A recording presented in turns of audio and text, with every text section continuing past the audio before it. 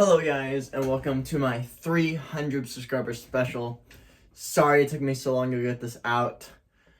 I thought I would hit 300 subscribers around summer. That didn't happen. So I was trying to wait for it to get warmer so I could do it outside and had everything laid out and nice. Didn't happen. I'm at 350. Sorry guys, but it's out. I'm making it now. So we're going to be taking a look at my entire nerf arsenal, every blaster I have, every series, everything. Honestly, if you just, after this saying, I'm going to show you all my blasters at once, and then I'm going to go in depth on showing each line, each blaster I have, going over it very quickly and moving on. This will be like a 2-hour video, but that is the plan. And also, if I get to 400 subscribers, my next thing is I'm going to rank all of Adventure Force. You know, if you're watching, hopefully some of you guys see my older stuff, all my ranking videos. Adventure Force is demolishing every other line because Adventure Force does not have lines. It's just Adventure Force. And there's around 120 blasters in that line, and I will go in depth for about as many as I can. If you guys want to see that, please help me get to 400 subscribers. It's just mile marks. It's just have fun. It's just to give you guys some motivation, I guess. Yeah, that's the word. But with that, let's go ahead and get to showing off my entire arsenal, and then we'll get to showing the different lines. So guys, this is my full arsenal. Now pretty much what I'm going to be doing is showing them all off by series and counting them. But this is everything in a mess right here.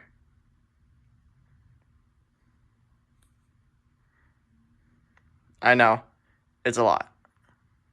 And that was a lot of blasters. Maybe even too many. I am planning to downgrade eventually, just because a lot of those blasters are literally just for the 100 Dart Challenge. Hopefully you guys watch the 100 Dart Challenge. That's pretty much my favorite thing I like filming, actually. But with that, let's get into the basic ranking and, well, counting. Sorry, too used to the ranking stuff. But first line we're taking a look at is Rival, starting out with good old Knockout. Knockout is a blaster. Pull down, push up, open, load 1 round, shut it, fire. Has 4 rounds of onboard storage, 1 round in the chamber. It's a very powerful pistol that you can modify very easily. This was number 1. Now, because you can modify it very easily, you can make it fire half darts with this. This is the same thing. If I remove the darts storage thing, still pull down, push up. It has its still stock spring in it, but it has a worker silencer on it with a PVC barrel in there. And this thing hits around 160 FPS. So this is my second Knockout. And my third Knockout. Don't worry, I only have 3. This one fires half darts or full lengths in the barrel. That's outer barrel. Fires Mega XL now. It used to fire Demolisher rockets, but they're so rare now. I pretty much just wrapped some electrical tape around this, so it can only fire Mega XL. Mega XL's diameter is bigger than the rockets. So now this is my Mega XL Knockout blaster, which is number 3. Going on to number 4 is I have a Fate. This Fate is modified for Mega XL, of course. This Fate is one of my favorites. I like it more than the Knockout because I like its T-pole more, and its handle is way nicer. I just love this handle. 5 is another Fate, but this one I bought parts online. Stock spring, stock stuff. I removed the iron sight, the back one, because that was a really dumb iron sight, but still beautiful handle. but it has a 3D printed part that makes it a 5-round shotgun kind of blunderbuss blaster. So that is number 5, another Fate.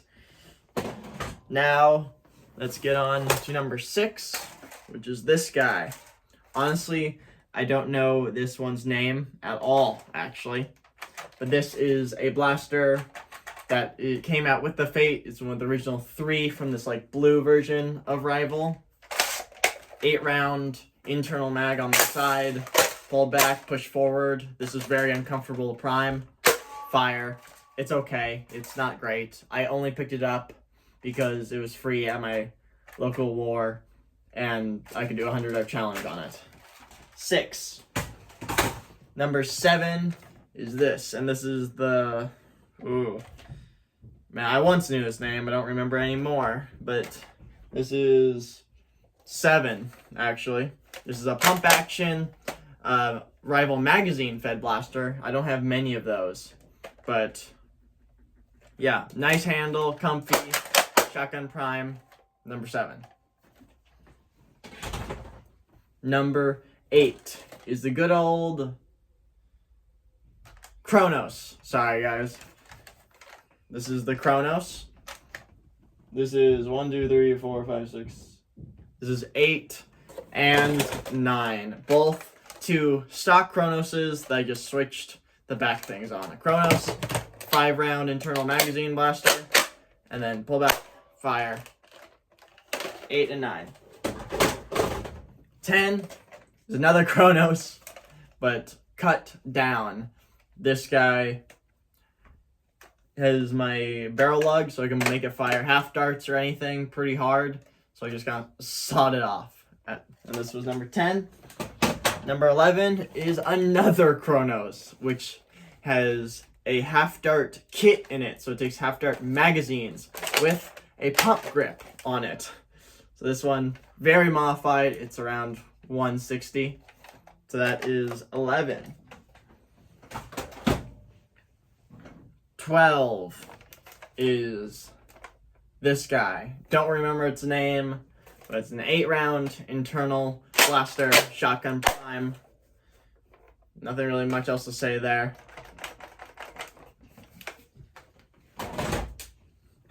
I have what was it? I have 29 Rival blasters.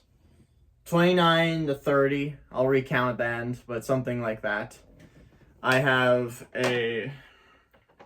I don't remember a lot of these names, but this guy's 50-round, full auto, madness, and yeah, it's just crazy. The only modification I did was take off the little bar that makes this thing come out because it sticked out too far, so I just cut it down. But 50 rounds of really fast full auto is pretty crazy. And then I have a second one, which I did the exact same mod, and all I did was put a foregrip on it. Speaking about full auto, we have the Prometheus. This, if you can't tell, is somewhat modified. I can't believe this glue still is holding on after all this time. But this thing holds 200 rounds, but I put this hopper on it, so now it holds about 1,500 rounds. So just 8 rounds a second, 1,500 rounds. Have to shake it a few times, but this thing is crazy. This is a cheese ball container, if you do not know. Next up is this guy, 30 rounds, internal magazine, pump action. I made it, pump action. That's my mod. I put this guy on it.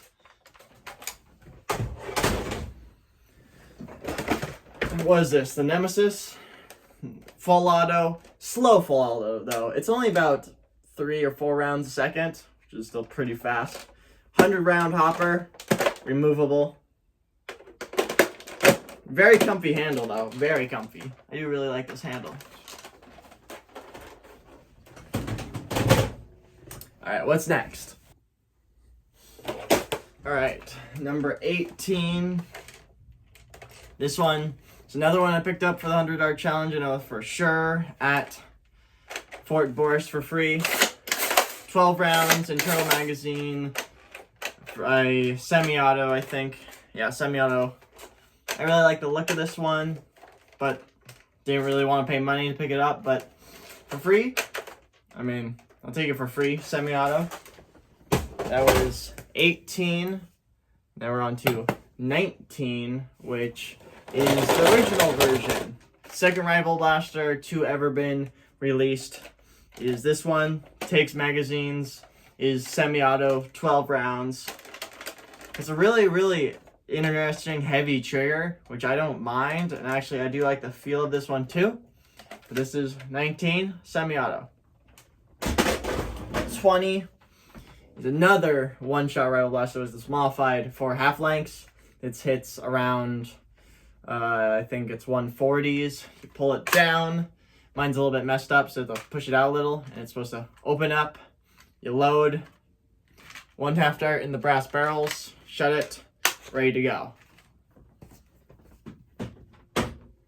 So 21 is Kronos's best friend, which is this guy, which I like honestly a lot more. Not the priming aspect, but everything else I do like.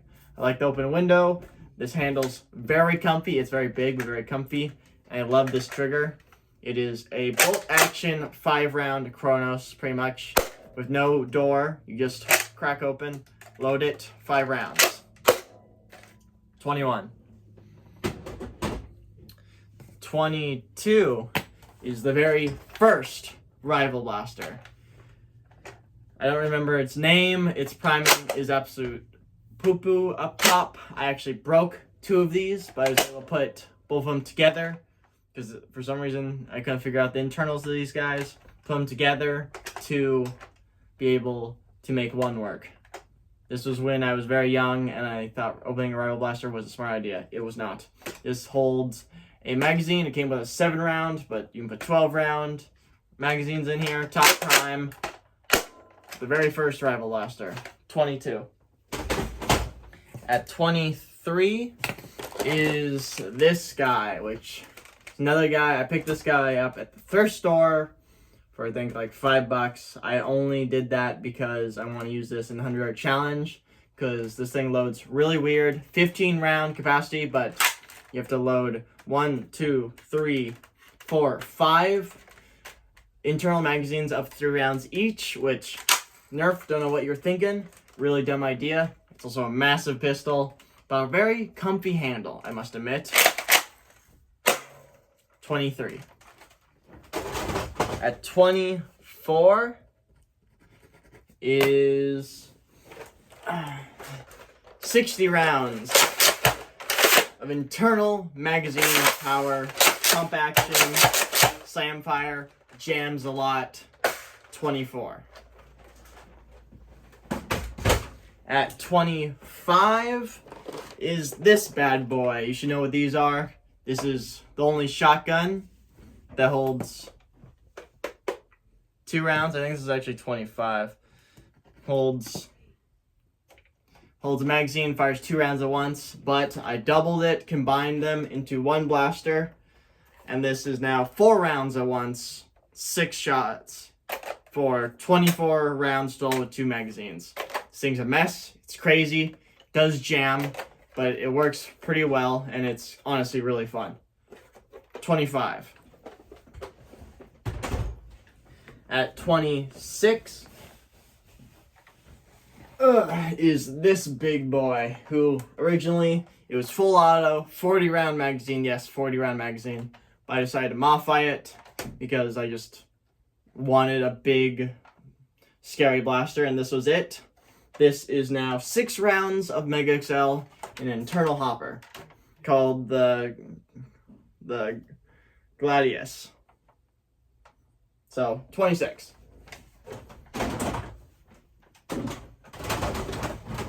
It uses the Titan tank, by the way, if you're wondering. Alright, at 27, these are when we're getting out of Rival and into different communities. Like, let's start out with Worker. 26 is this little guy. You used to fire rival balls. It has 4 rounds of onboard storage, but I modified it to fire Mega. Mega XL, I mean. So now it's only Mega XL. At 27 is the grenade. It holds rival balls. You pull it, you throw it. It'll send rival balls everywhere. It's better with hyper rounds, though. 28 is X-Shot. The X-Shot Gold. This thing sucks. It's an internal 6-round magazine that hardly works. Top Prime. Gold. Yeah. At 29 is Adventure Force. Adventure Force. Pump action. 10 rounds of internal magazine goodness. Very weak, though. Very weak. And it has this dumb switch, which is to be able to shoot the blaster. You can't shoot the blaster without pulling the bottom trigger, which is honestly really stupid. 29. 30 is also Adventure Force. This guy, I don't know what it originally was. It's a hopper-fed blaster that hardly worked. This was like one of the very first ones they released. Pump action, but I have modified mine to fire half darts. 4 rounds of onboard storage. You put a barrel on it to fire half darts, and pump action with a spring upgrade. At 31 is very, very off-brand. This is a Japanese blaster that is electric, semi-auto, and holds about 24 rounds. And it's just very loud. It also takes 6 A batteries, double A's, whatever. And it's crazy. This thing also has a really heavy trigger pull. And at 32, which is the last blaster that I'm going to consider rival, but it's not. It's my only rival hyper blaster. Well, you know, just hyper. It's the 40-round pistol. 40 rounds, pump action. Hardly works. So yeah, that's my first 32 blasters. So let's get on to the next line, shall we? I made a mistake. I actually have 33 rival blasters with this guy. Adventure Force, 3-round, pretty much triad blaster. It's very weak, but yeah. Now let's go on the Mega. Well, next one we're doing is Mega, so let's go on the Mega, shall we? Guys, now we're on to Mega. I have 23 Mega blasters, bringing up to 56 blasters total. So let's just run through a Mega real fast. With the smallest guy I have, the Big Shock. This is just a normal Big Shock, but it has my coupler system in it, so it can take any barrel I prefer. Half dart, Mega, rival, anything with my little coupler. Next up is another Big Shock with the top cut off, and it's now called Flare, and it fires full lengths or half darts. And it has a K26 in this guy right here.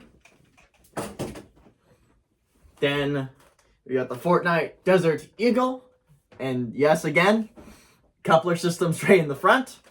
Top Prime, I had some issues with it, but I fixed them, and yeah, it's one shot, of course, like the other ones. Then we got this guy, which is actually one of my war blasters.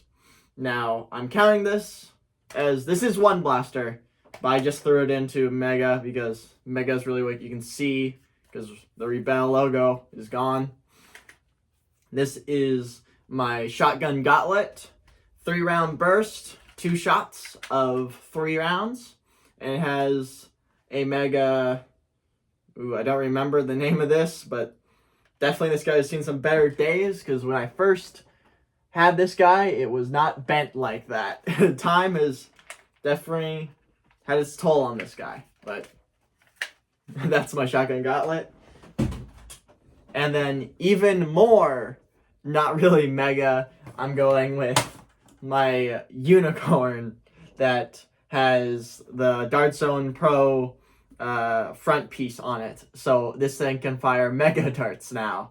Not great or at all. Like, it's like 10 feet, but it's really funny to use.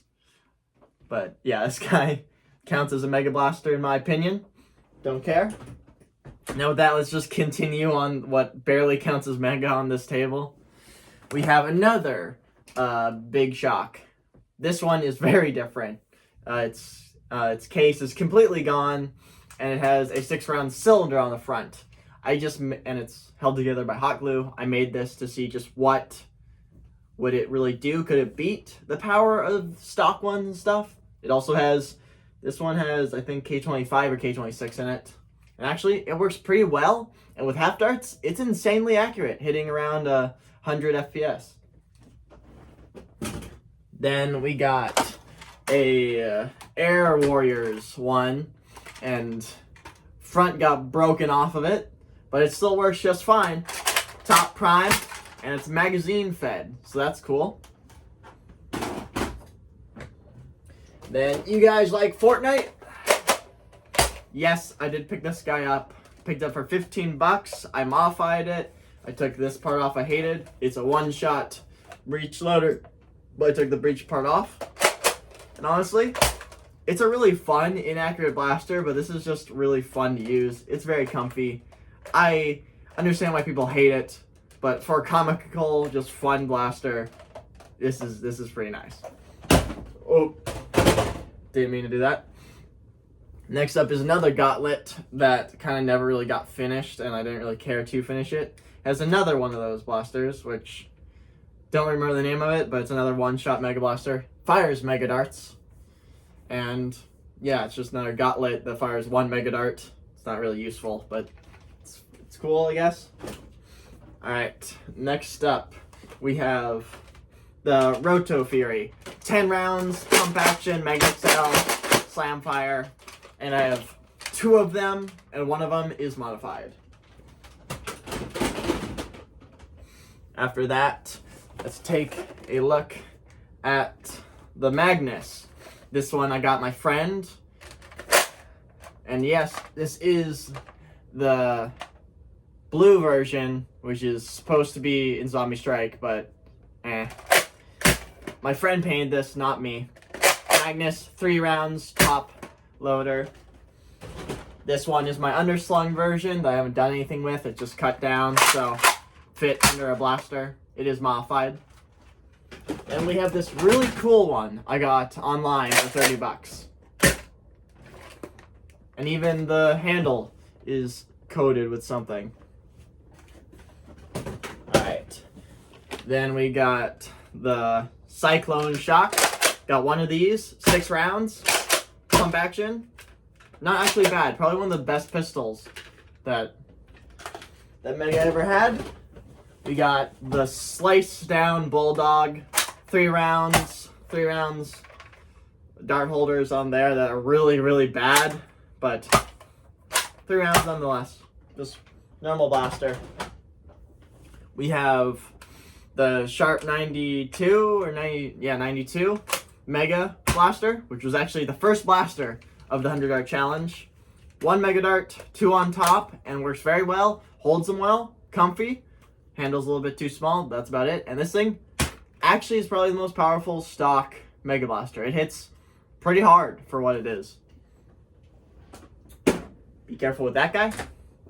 Then we have this one, the double breach. This one I've actually used probably some of the most. This one has a lot of history with me because I loved using it when I was a kid.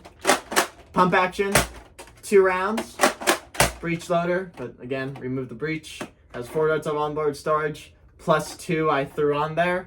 It is modified and has faux leather stuff on it I glued on there.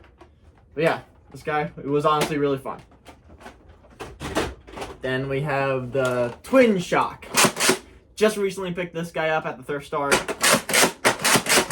Slam fire, 10 rounds, 2 rounds at once. And this guy is just a force to be reckoned with on the battlefield. And it's massive. So, yeah. We got the best Mega Blaster, which is the Megalodon. This is 20 rounds, top prime, slam fire, pistol-ish semi thing. There's a little grip here for no reason, but amazing blaster. Then we got the Mastodon. This is a full auto blaster, 24 rounds of onboard storage, minigun, and this guy's really fun. No batteries in it right now, but I don't just have one. I have two. Picked up one for $100 when it first came out, and the second one for about $40 on sale somewhere. And I love them, but oh, they take up so much space. And then my final Mega Blaster, which is not even finished, which it's been in the works for about 3 years. I just haven't really cared to finish it. I'm just not great at working with wiring. But this is a blue Centurion with a Moto Strike on it to make the Centurion hit harder with flywheels. Flywheels and everything are in there. It's just not wired up yet, and wires are hanging out on the outside of the blaster. I made it as comfortable and as nice as I could. We have a rev switch and everything. I just didn't ever finish it, and the battery sits in the stock, which is also not finished, which is also the Moto Strike stock. But yeah, this massive behemoth is not finished, but looks awesome at the very least. Now with that, let's move on to our next series, shall we? Now with Mega done, we're on to Elite. Elite is now the highest amount of blasters, coming in at 34, one more than Rival, which is surprising. I thought I had way more Elite blasters, but I don't. And now we're at 90 blasters total. Let's just get into the ranking. Get into the counting, shall we? Right off the bat, rough cut. 8 rounds, pull the trigger a little bit, fires one, full, fires the other. So 2 shots for 1 trigger pull, or just full trigger pull, fires 2 at once. 8 shots, or 4 shots of 2, pump action, slam fire. Shell Blaster. This is the trilogy. Prime back, throw a shell up top, close, fires 3 at once, and fires it actually pretty decently. Pull it back, shell ejects. Pump action. Very small compared to a lot of the other blasters. Like, this is a rough cut compared to it. Like, this is a really small blaster. Also has 5 onboard storage for shells. So yeah. The Infamous is a magazine-fed full auto blaster that you can load rounds through the back. And the only thing I have to say about this blaster is it is ridiculously slow. Like, incredibly slow. It's like 3 rounds or 2 rounds a second, and loading 1 dart takes about 4 or 5 seconds to load it. So this is awful, and I can't wait to do a 100 dart challenge on it. Next up is the Surge Fire, one of the last blasters I think Nerf ever released, and they had some. This one was really dumb because it had some stuff built into it that made the blaster just work worse. So after I took those out, it works perfectly. 15, I think it's 15 rounds or 14 rounds. Pump action, slam fire, drum blaster. We have the Shell Strike. Pop that open, grab your shell, throw it in there, close it, time it, fire. Does not eject on its own. You have to push it, and sometimes push it hard. And then also 2 shells of onboard storage, but only comes with 1, to be honest. Trilogy is a way better blaster than this. This one's pretty terrible and awful, and fires like literally 20-25 feet at best. So that's that one. And let's just get right into it. Jolt. Elite Jolt. 1. Clear green Jolt. 2. They're one-shot blasters. My Ultimate Jolt, which consists of 2 of them. One is an elite one, so I'm counting this one. This one's actually an end strike one, which that will be coming up next. That has K26 in it and brass barrel. Shoots about 55, slightly better. It's just funny, and I really like it. And the handle's very comfy. This came in a pack of 4 for Clue, I believe. I'm just going to put it here and count it. This was one of my first mods, so yes, all the hot glue. Yeah. Then we have these 2, which I'm pretty sure they're elite. They're Jolts with 2 onboard storage on it. I saw these at the store. Don't know how I got these, but I have them. We got the uppercut. Nerf's worst blaster ever made. It's a Jolt that doesn't have a trigger. Put a dart in, slam it down, and fires. Not accurate at all. Can't control it. But honestly, really fun to use. And then we have these bad boys. These are interesting. I think these are both elite. I mean, yeah, elite. These guys were discontinued because people would get their fingers stuck in the plunger tubes. This was early elite when there was still reverse plunger tube. The 2 of those. We got the strong arm pink version. I picked this up for $10. And honestly, it is terrible compared to the first one I ever had. I do not have that one anymore. But this plastic is way worse quality. The paint design is just awful and looks like I did it, to be honest. It's spray painted. And 6 shots, slam fire, cylinder out, spin it, shut it. So yeah, there's that one. We have 2 fire strikes. Yeah, 2 fire strikes. One that has a stock spring in it, but has my coupler system. And one that has a K26 in it and brass barrel. Holds 2 extra darts. They're 1-shot blasters. Then we have 3 triads. We have a white one with a spring upgrade, can't tell you what. A blue one that has a K26 in it. And this blue one that fires Mega XL. And yes, I just made something really small fire at Mega XL. It fires it about 8 feet. So, what can I say? It's terrible. And we have this guy, which I don't know if you guys know about this guy, but this guy is cool. It's 1 shot, nothing really much else to say. We have this one, which I cut off the front of it. I cut everything off, but this originally had 3 megas and 3 elites. One of the I think the only blaster that could fire 2 different ammo types, like actually built into it. But I kind of cut it all off because its plunger tube is massive and made it my coupler system. We have the blazing bow. I have modified it so no longer fires rockets. It fires ballistic balls, 3 of them. It's really fun to use and absolutely stupid. We have the Hyperfire, one of Nerf's fastest firing blasters ever. Hyperfire, full auto blaster. I think it's 5 to 7 rounds a second with its little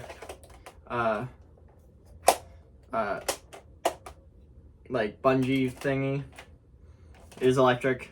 So yeah, Hyperfire. We have the Demolisher, which is still one of my favorite electric blasters. For some reason, this guy just hits a little bit harder than other ones and has a rocket on it. Electric, semi-auto. Hyperfire was full auto. We have the Split Strike. 2 blasters in 1. This is one of the ones I'm counting as 1 blaster because it goes into 1. Fires 2 at a time, or you can take them apart and fires 1 at a time. This is insanely uncomfy, just to let you know when they're apart. And they're the cool design one. And yeah, it's 2 shots each. 2 shots total. You can try and do each trigger at a time, but honestly, it's pretty terrible to do that. Then we have the upgraded, the upgraded version of the purple one, the Disruptor. Slam fire, Can't take the cylinder out, which is disappointing to me, but way easier to load in the front.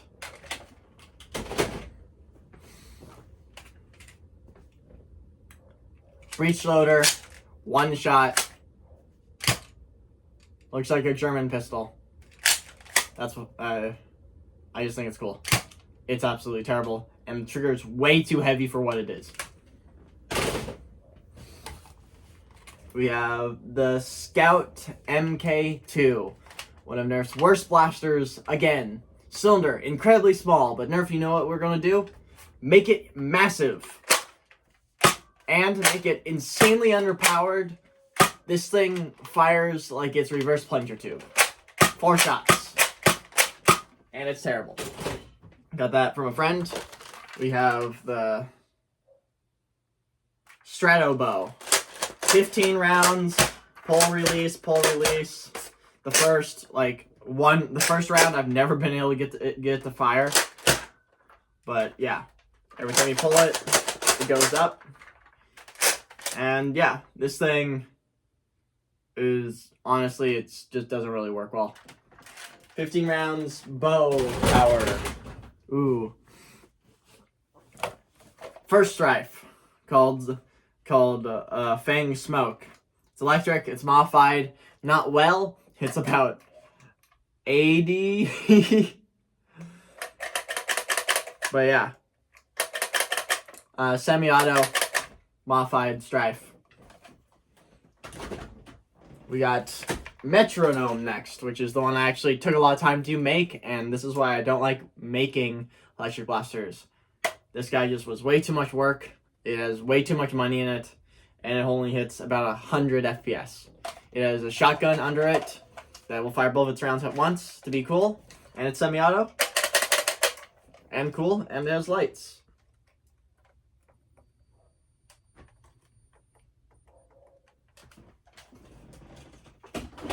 We got one more Strife. The internals of a Strife with a different battery pack and a different rev trigger. But this is the smallest Strife. The most minimalistic Strife you can make. You have to push the dart into its flywheels. I did not scrap a Strife just to make that. That's the flywheels of one of the 2 modified Strifes. And the last one is this maniac of a thing I bought online when I was really young for I think it was like $200, and it's just amalgamation of almost every elite blaster, modulus. There's some old school N strike. But yeah, this thing is crazy. And it hits around 80. It literally just had a wire update. All its motors, everything, pretty much slightly better. Pretty much stock or something like that. But yeah, with that, let's just take it and get it to next up on our list, shall we? What is the next series we'll be look at? And it will be N Strike, the original Elite. So now we're on N Strike. I have 20 N Strike blasters, 110 blasters total now. Now I'm not sure if these are N Strike or not. I know they're on the edge at least. I think a couple were at least released around N Strike. So I'm going to count them. I don't know what they're called, but we got these guys. This one is really crappy made. Pretty much all I did was take out a post and shove this barrel on the front. The 2 dart holders can't hold darts, but it's a one-shot blaster that is pretty bad in performance, but it's funny. I got another one, which is the O'Day School colors with a brass barreling, which looks like I put too much tape on that I need to cut down. But it does have a brass barrel and hits about 80 FPS, one shot. And can hold 2 extra darts. Then we have this one, which is my coupler system, can take any coupler, and the coupler is bent a little, so yes, the barrel is a little bit bent. And this one does have dart storage too. That's the third one. And finally is the fourth one, which is my heavily modified one. When this was first made, it could hit 150, but now it hits about 130. I think I need to go in, grease top up again. There's a 3D printed handguard right here. One shot, very powerful spring, modified most of the springs, and cannot hold darts in the dart storage because they fall out. So that's 4. Then we have good old Maverick. The Maverick is one of the greatest pistols to ever be released. That's how it all started. Comes out a little, not very good with spinning, but holds 6 rounds, top prime, didn't have slam fire. 6 rounds, handle feels amazing. I got this one, I got the whiteout one, and the clear green one. I am planning on collecting them all, but these are the ones I have for the time being. Then I have this Maverick, which has a Titan tank connected to it, and it can take any of my Exolvers and can even fire still the Titan rocket. It's named the Mav, and you just pump it up with a Super Max pump from a blaster that I broke. Then it's just for it just has a Titan tank on it. And then the blaster that is actually better than the Maverick, I would say, in the End series. I mean, End Strike, sorry. Too many series now. But End Strike is, of course, the Night Finder. This is mine. Holds 2 rounds of onboard storage. Took the light out because it was bad. And brass barrel. It's about 95, I believe. Powerful spring in it, and sounds like it's going to break every time I fire. But it is cool. With one of my best paint jobs I ever did. Then we got this guy. Yep. You can prime it, fire, but you can also just slam fire it, because for some reason this one doesn't work that well. But it's one shot. It has this thing in back that got discontinued. This is kind of how reverse plunger works. The plunger comes all the way back, and its air restrictor is removed. So that's that one shot. Then we got 2 jolts. Yes, I have a lot of one shots in End Strike. We have a stock jolt, which is just a stock jolt, actually. And then we have this jolt, which is not stock and was one of my strongest jolts before I made a stronger one. But this has the rocket bottom from the Fortnite jolt. It makes it more comfy, and for some reason gives it a boost in FPS when you put it in this one. So yeah, those are 2 original jolts. Then we have this ball blaster, 6 rounds, just camp powered.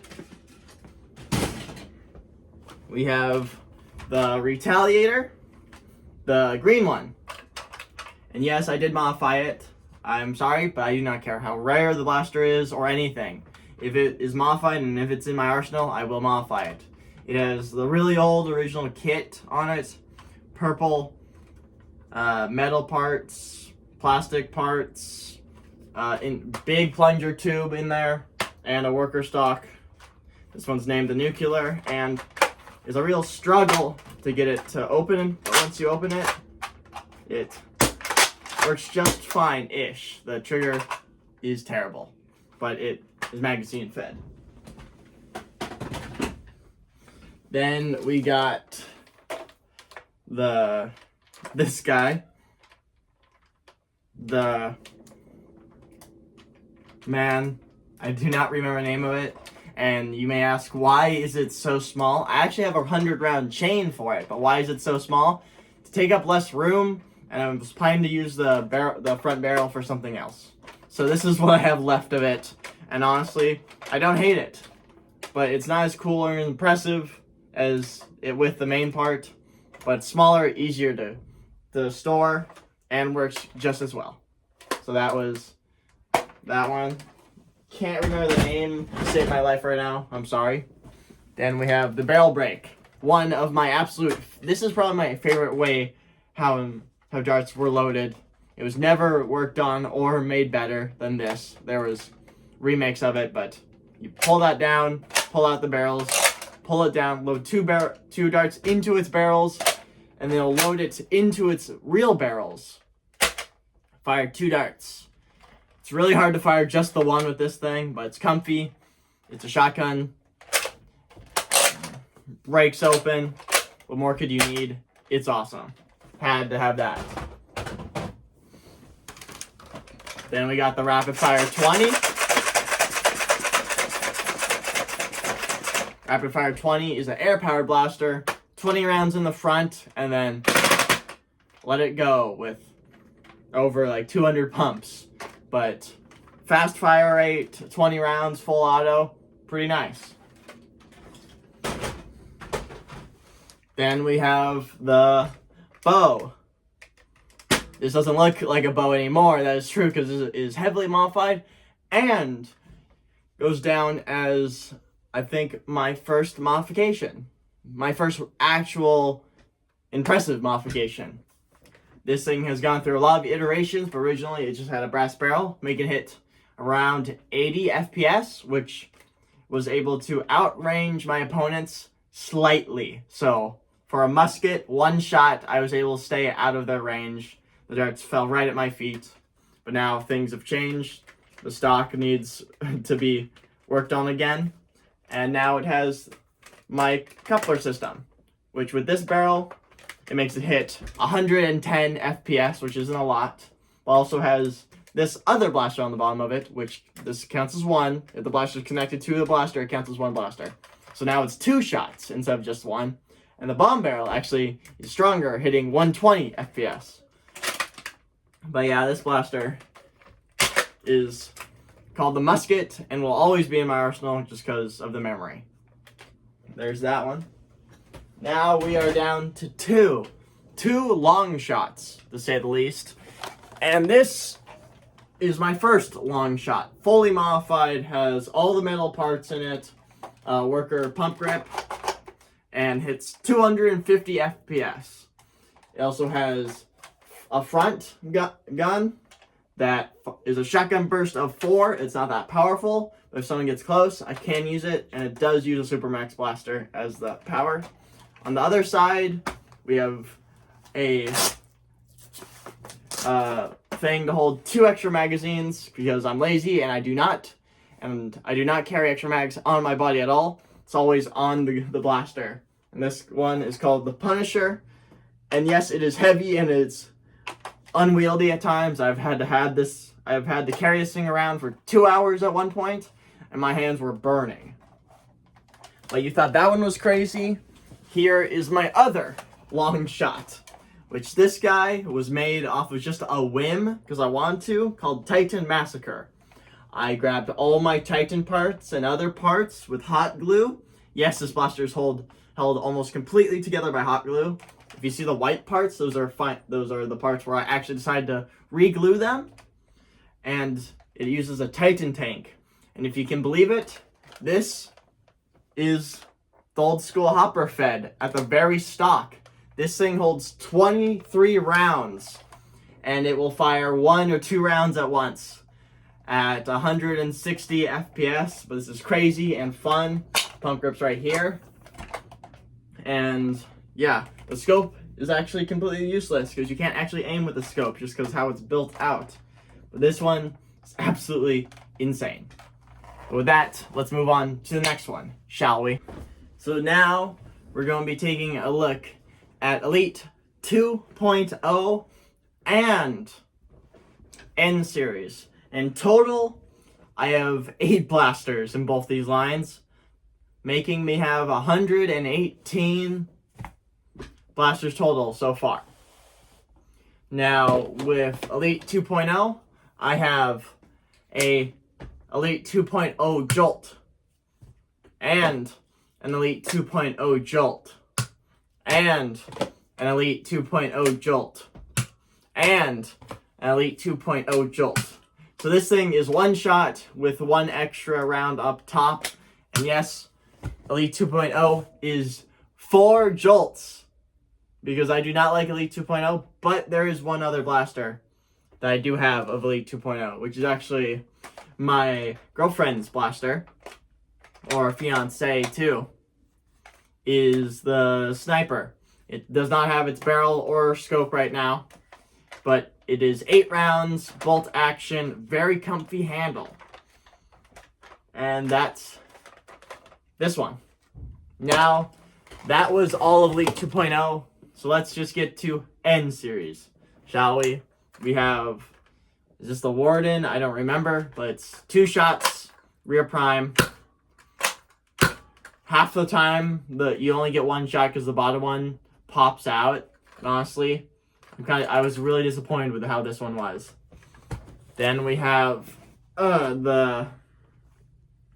Nerf stop writing the names of the blasters on these? That's sad. This is the Eagle Point, though, I believe.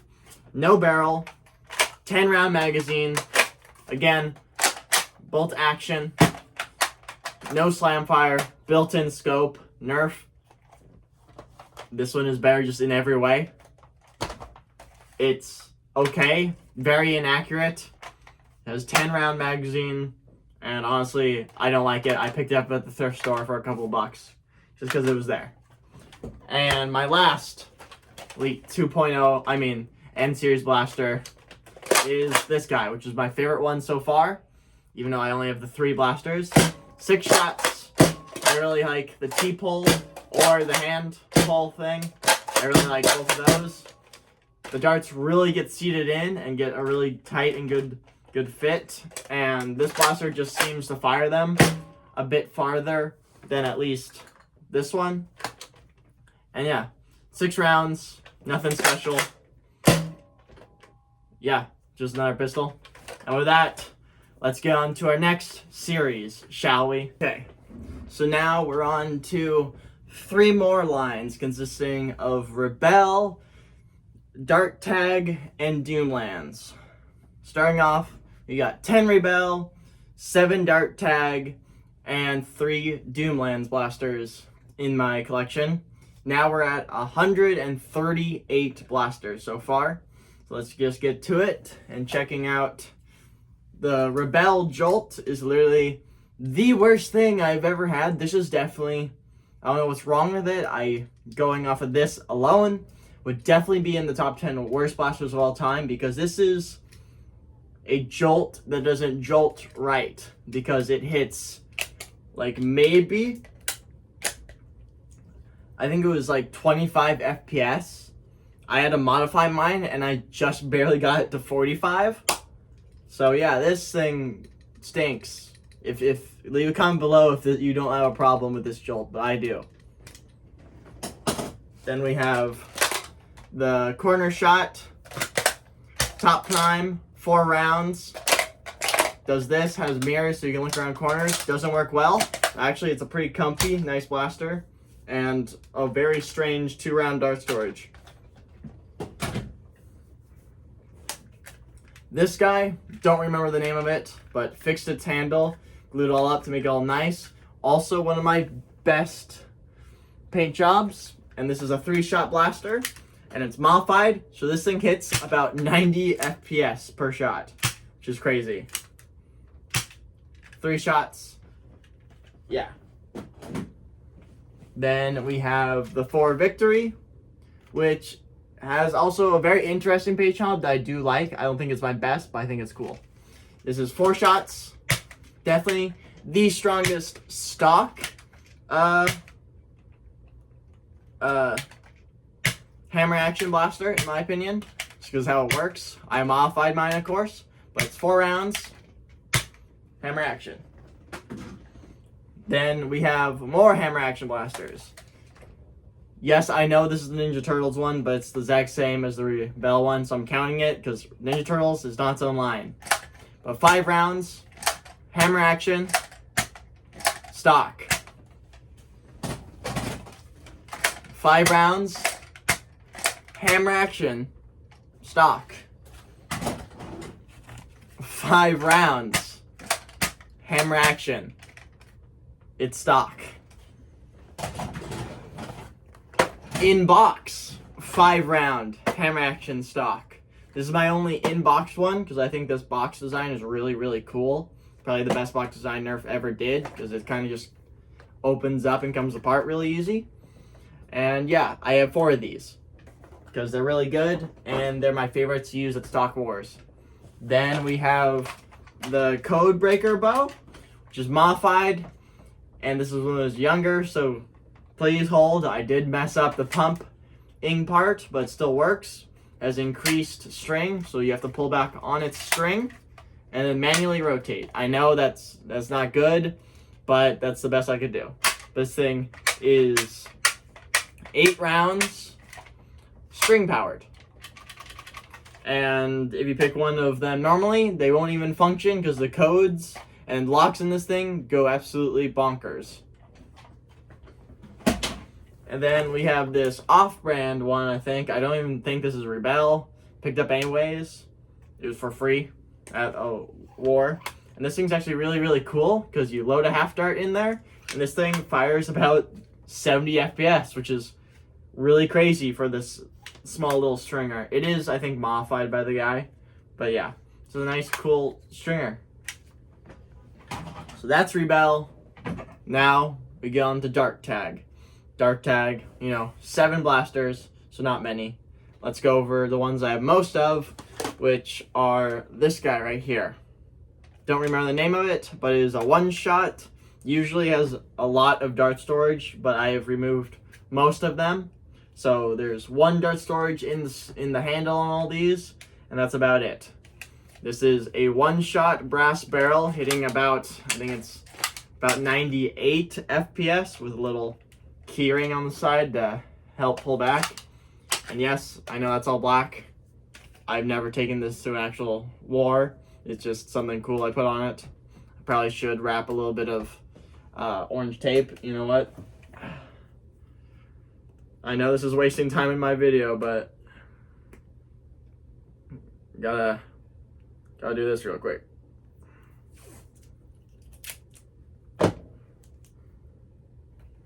Boom. Safe. Kind of forgot this was just pure black, so that is fixed. Now it's all good to go. My second one is actually broken, but it usually has my, Exsolver connector onto it. But this one is broken, so it's not that right now, but all I have to do is glue it back on. And this one does have my Exsolver on it, which can take any barrel I want. Prime it back, fire, hits any FPS I would like, and has another T-pull type thing to make it easier to prime. These things are really easy to modify. I have 3 of those. Now, actual 2 types of Dark Tag I have is the yellow ones. I have 2 yellow ones. I have this one, which has 3 rounds of storage, and 1 in the barrel, which is brassed. And this is reverse plunger, and my only actual decent reverse plunger because it hits around 60 with its brass barrel, which is actually pretty neat. Then we have this one, which is all, its trigger does everything, primes and fires 8 rounds. It's a little bit messy and not great, but the crazy thing is I picked this thing up in about 2016 in the store for $4, which is insane. Don't know how that happened, but I did. Then we looking at the final 2, which is this guy. Picked this guy up for way too much money at the thrift store. The only reason I picked this guy up was for the 100 dart challenge. 10 rounds, top prime, no slam fire. Really interesting look and 2-finger trigger. Last but not least is this guy, which is, again, my fiance's. Holds 5 rounds of onboard storage, plus 1 in the chamber. Prime back, fire, still the 2-finger weird handle, and can connect to other blasters, which is cool. Now we're on to Doomlands. Doomlands, I have only the 3. Doomlands, I think, is a line that was really underrated and deserved more love from Nerf, but never got it. Now, first of all, we got the Lawbringer Pistol Edition. cut off the front, cut off the stock. It's a 12 round hammer action blaster that honestly does not work that well. It's like air seal is pretty terrible, but 12 rounds hammer action. Then we have the Judge. This is 10 rounds, 3-round burst each, pump action. This is crazy. I picked this one up at Toys R Us. Actually, the final week it was open, I got this guy for about 20 bucks, which was awesome. Then I also have a second Judge, which I picked up for free from a friend. 10 rounds, 3 rounds each. It's an insane shotgun. I have 2 of them, and yes, they take up so much room. But with that, let's get to the next series, shall we? So now we're on Zombie Strike. I have 17 blasters in Zombie Strike, making a grand total of 155 blasters so far. So let's just get into Zombie Strike. First off, of course, the Hammer Shot, the original 5-shot hammer action blaster. I have this one, my own paint job. This one, which is not my own paint job, that's 2. This one, which is my paint job, 3. And this one, which is my dad's paint job, 4. I own 4 hammer shots. And on top of that, I own 2 Flip Furies. If you don't know what Flip Fury is, top time, slam fire, and 2 cylinders of 6, 12 rounds each, flipping it with the bottom lever. Got 2 of those. Next up is the Jolt. This one's actually cool. It has a little hand guard. It's 1 shot, and you can put a scope on it. Probably the coolest Jolt out there. One of them at least. Now we have the... You not have your name on it? I think this is the, Double Strike. 2 shots. Hammer action, modified. Small and concealable. So this one's a really nice, probably the smallest hammer action blaster out there. Ooh, Quad Rot. This one's been modified. I didn't like the handle, so I fixed it with some putty, and now it's the shape of my actual hand. It's 4 shots, stock pretty much. I tried to modify it, but it just didn't work. So 4 shots, T-pull, beautiful made handle, my own paint job. Then we have the Alternator. This was in a 100-yard challenge, and it was the very first 6-round blaster for the 100-yard challenge. How it works, if you have a really powerful shot of 1, about 78 FPS or so, then you can move it to 2, which drops it to about 40 FPS. And then you got 3 that barely leaves the barrel, but it works, which is kind of neat. Then we have this, which comes with a holster, which is awesome. This is the Slide Strike. I kind of broke mine pretty badly, so now it shoots only about like 50. So it's supposed to shoot like 70. But handles really nice. 2 rounds of onboard storage and 1 chamber. And it's probably one of the sleekest blasters out there. And 4 extra rounds in the holster, which is awesome. Then we have the Fuse Fire, which I hate. It's 5 rounds of internal magazine discs. This is Vortex, but for Zombie Strike for some reason. But yeah, it's cool. It's an awesome mechanism. It just jams constantly. And it has 5 extra discs on the front where you can put them. So yeah, would not recommend picking up that one. Then we got the Nail Biter. This is 8 rounds, and everything works by the trigger. Priming and firing. And this thing slowly goes up. Looks like a nail gun. Front barrel, stock, if you want to put on it. Then we have this, which is the brain saw, I think. Yes, I cut the saw part off. It's more compact this way.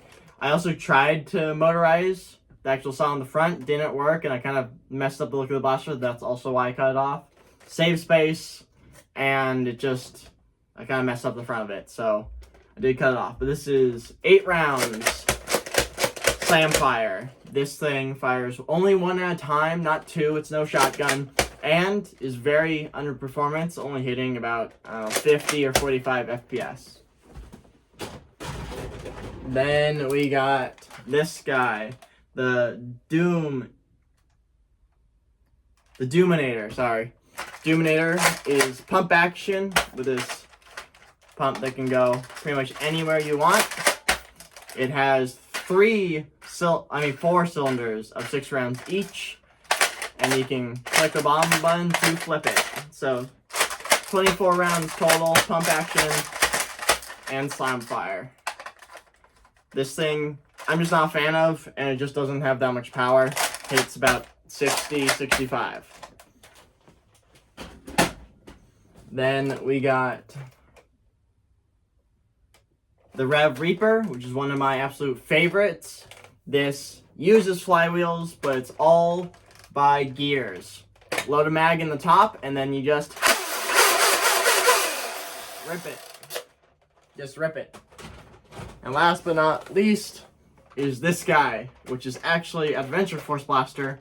I'm counting it as Zombie Strike because its front blaster is the Crosscut. I don't remember the name of it, but it is a 2-round. I modified mine. It usually fires 1 at a time. This one fires both at once, and the bomb thing revs its little blade, so I just put it on the front of a sniper rifle. Why not? With that, let's go on to our next series, shall we? Guys, we're taking a look at 4 lines now with Vortex, Boomco, Dino Squad, and Mega XL. I have 5 Vortex, 9 Boomco, 1 Mega XL, and 2 Dino Squads. Now with that, 17 blasters total. Now we're up to 172 blasters. Let's just get into it. We have the Vortex one-shots. Crack it open, you load 1 round. I'm not going to do that because they do have locks to not let them fire. But they fire the discs, 1 round each. I have the clear version, whiteout, and the yellow version. Clear yellow version. Then we have the Lumatron, I guess. It's magazine fed, pump action, no slam fire. You can put a stock on it, and yeah. Then we got one of my very favorite stock blasters, the Revonix 360. This thing is full auto, and actually I think the other one is full auto too. This thing has 5 cylinders of 6 rounds each, I believe. Something like that. And this thing just slams, so it just goes so fast. It competes with even electric blasters. And this one was once one of my main zombie blasters, HVZ blasters. But also I don't like it with the stock, so I put this orange part on it. But yeah, with that, there's that one. Then the last one is actually really old. This one's original Vortex. It uses pretty much rubber bands and makes them sail through the air, which is actually one of my favorite ammos to see sail through the air. And this one's one-shot T-pull. And I know it's a big one-shot blaster. But with that, let's move on to Boomco. Now, we got... Ooh, what is the blaster called? We have the Far Shot, or dang, I'm at a loss, but I own 4 of these bad boys. This one is in a series, and they're called Ace. This is Ace Mark 1, which has definitely seen a lot of use, and I broke it, so now it's just a tiny little one-shot pistol that doesn't even fire hard. This is what I had to do because I messed it up. This is the original Ace. Then we have Ace Mark II, which is actually the main one I use. It uses my coupler system. I've never been able to make a better one than Ace Mark II. It's a T-pull with K26 in it, hits exactly 100. Then Ace Mark III was supposed to be the Evolve version with some leather wrap. Another T-pull. This one does not come out, but it does hit around 100. It just wasn't as good. So that's Ace Mark III. Ace Mark IV is actually one of the Halo blasters. This one's different. This one hits the hardest because you load a half dart in there. You pull this off, you ramrod that thing in, and then you put it back, prime it, ready to go. This guy actually hits about 120, but just because how slow the reload is and how tight the barrel is, just wasn't worth using, and is also bigger than the other aces. And then we have Ace Mark V, my last one. This one just fires Boomco darts really, really hard. Has 2 rounds of onboard storage in the stock, and is another T-pull with K26 in it. Ace Mark V. Now with that, another Halo blaster I completely destroyed is, yes, the Halo pistol. I'm sorry. I was a child, I wanted to do something, and then before I realized it, I destroyed most of the blaster. Still top prime, still returns with my own version of a return spring. And has my coupler system to take whatever I want. Yeah. Still 2 rounds of dart storage for Boomco darts. Then we have my rarest gun in my entire arsenal, which are the cover fires. Cover fires are very interesting blasters. 2 rounds of onboard storage in the handle. Holds 1 round and 1 round on top. Shoots not very good. This one I tried modifying, but even then, it doesn't, you can't really modify them at all. I tried. It's just not great. This one hits about 50, this hits 60. So yeah, the rarest guns in my entire arsenal are the cover fires. Got them on eBay. Then we have my only rifle, the last Boomco blaster, which is, I don't know what, but it's called. But you pump this guy up, you load it full of 20 rounds, and then you just let this thing fire. And this guy is probably one of my fastest firing blasters in my entire arsenal. It's just crazy fast. But yeah, I cut off the front part a bit just to make it more sleek. And yeah, that's about the only mod I did to it. So that is Boomco. Now we're on to Dino Squad with 2 blasters. We have this guy. I thought I was getting a good deal at Fred Meyer for $9. Turns out it could go online for $4. So overpriced, but I do like this pistol. The handle's round, but it's really comfy. I don't know why. It just works well. It has 4 rounds of storage, and you know, it holds 1 chamber, so 5 rounds total. Fire it 1 at a time, then reload. Has these cool fins. Yep. The other one is this guy, the Tricerablast or whatever. Cut the stock off, just broke the front off because that thing was dumb.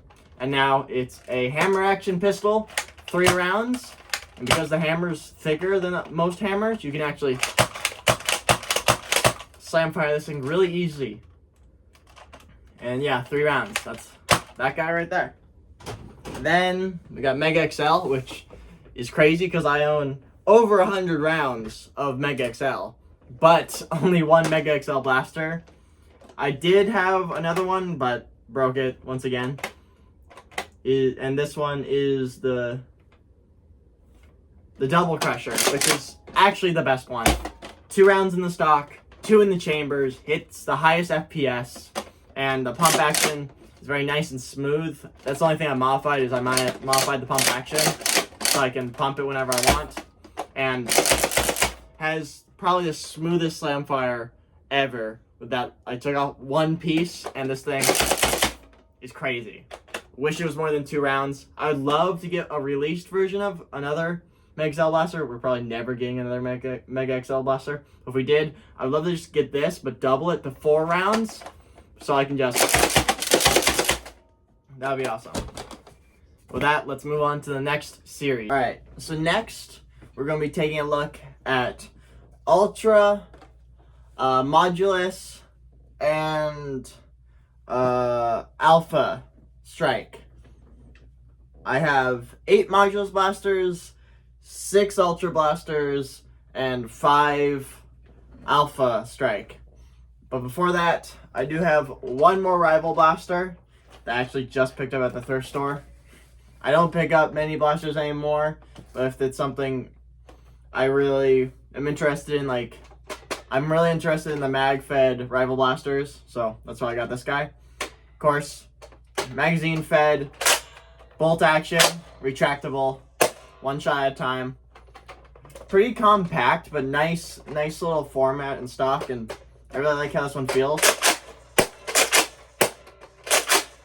Priming's not the best, but it works. And also, this thing can come out. I'm not really sure how it comes out, but it can. There's another Rival Blaster to make it 34. Now let's take a look at Alpha. Alpha Strike is a really crappy nerf line, but got a few things from it, including, I gotta open this guy up, 2 jolts. We have a Micro Jolt, which came in the Connect 4, which is literally just the Alpha Jolt. And this thing is shrinking down, so it can still fire everything. It fires it pretty hard, but it's kind of hard to aim. But yeah, one shot, T-pull, very small barrel. Then we have Ace, which was originally one of my last stand blasters, but it got changed. This one you can just put brass straight into it. This thing hits 75 FPS with long brass barrel and spring upgrade. It's one shot, and it works. And I also have this nice little case for it.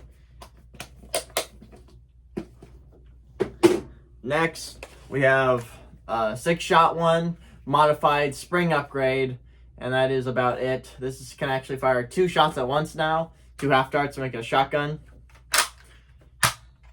T-pull, 6 shots. Very not nice feeling or anything. Actually digs into my finger right here. I might have to sand that little part down, but 6 shots. T-pull. Then we have probably my favorite one I made from this line, which is this guy, which is called Nerd, and it came out pretty well. This is a 4-shot T-pull blaster, Smart AR, K26 in it, and I fixed its handle by a lot of just glue and stuff. And I took off all these, the majority of them, I took off the little plate guys, except this one, to make it sleeker. And actually this one's not that bad. Only issue, heavy prime. Next up we have this guy, which is the worst one I have. This is a 2-shot rifle modified, but the handle just always wants to come off, so you have to prime it very easily. It is modified, hits about 80 now, so at least there's that. 2-shot, shotgun prime. Now we're on to Ultra. We got 6 Ultra Blasters, and let's just start off with the Ultra 1. I made this cool paint job I thought looked cool. Then I realized it looks terrible, and if you cannot tell, this guy is modified. My paint is peeling off, that's awesome. But very bad paint job, stuff like that. This guy is the Ultra 1. It's pretty bad. It's motorized, it has a LiPo battery, and I cut the stock off. So now it uses LiPo. It's 24, 25 rounds, I believe, and it's pretty much the Ultra 1. Battery powered, but LiPo, modification, yeah. That one's actually the easiest electric blaster I have ever modded. Now we move on to the Ultra 2, which is another flywheeler. This is a 6-round flywheeler that you load in from the back, and you rev it every time you have a trigger pull. Switches the cylinders, you reload from the back. This guy's just a really fun blaster. The only issue is the flywheels aren't balanced for some reason. That's kind of dumb, but it's a really fun electric blaster. 6 shots. Next up is the Ultra 3. This guy holds 8 rounds, pump action, hand slams into the front bar when you prime it, so that's nice. No slam fire. but it works. It's like an axe. Can't swing it like an axe. Also has 5 rounds of onboard storage, even though it holds 8. This thing also hits the hardest, coming in around at 105, which is crazy. Or 110 or something. But it's just okay. It's also, all these are very inaccurate. Then we get on to the Ultra 4, which I own 2 of them. The Ultra 4 is one of my favorite blasters, just because how it primes. This is a normal Ultra 4. Load 1 in the front. Has 2 onboard storage, so it can only fire 1 at a time. Prime it back, you let it go, and it retracts. And that retract thing is amazing. I love that feeling. Then we have my modified one, used in my coupler system. That's about it. That's the only difference. So no longer fires. I mean, Ultra. Fires whatever I want. Now we got the Ultra 5. 4 rounds of storage. I find that this one is actually my favorite one to just shoot to have fun. Because its handle, for some reason, I really like it. Some people don't. I do. It fits my hand well. Big prime, which I like. It makes it feel powerful and everything. 4 rounds. And the snap to it. The spring or letting it go just makes it feel so nice. 4 rounds of internal magazine. Just as the Ultra 3. After that, let's get to modulus, shall we? First off, we have the Mediator. We have a stock Mediator. The smallest shotgun prime blaster ever to exist, really.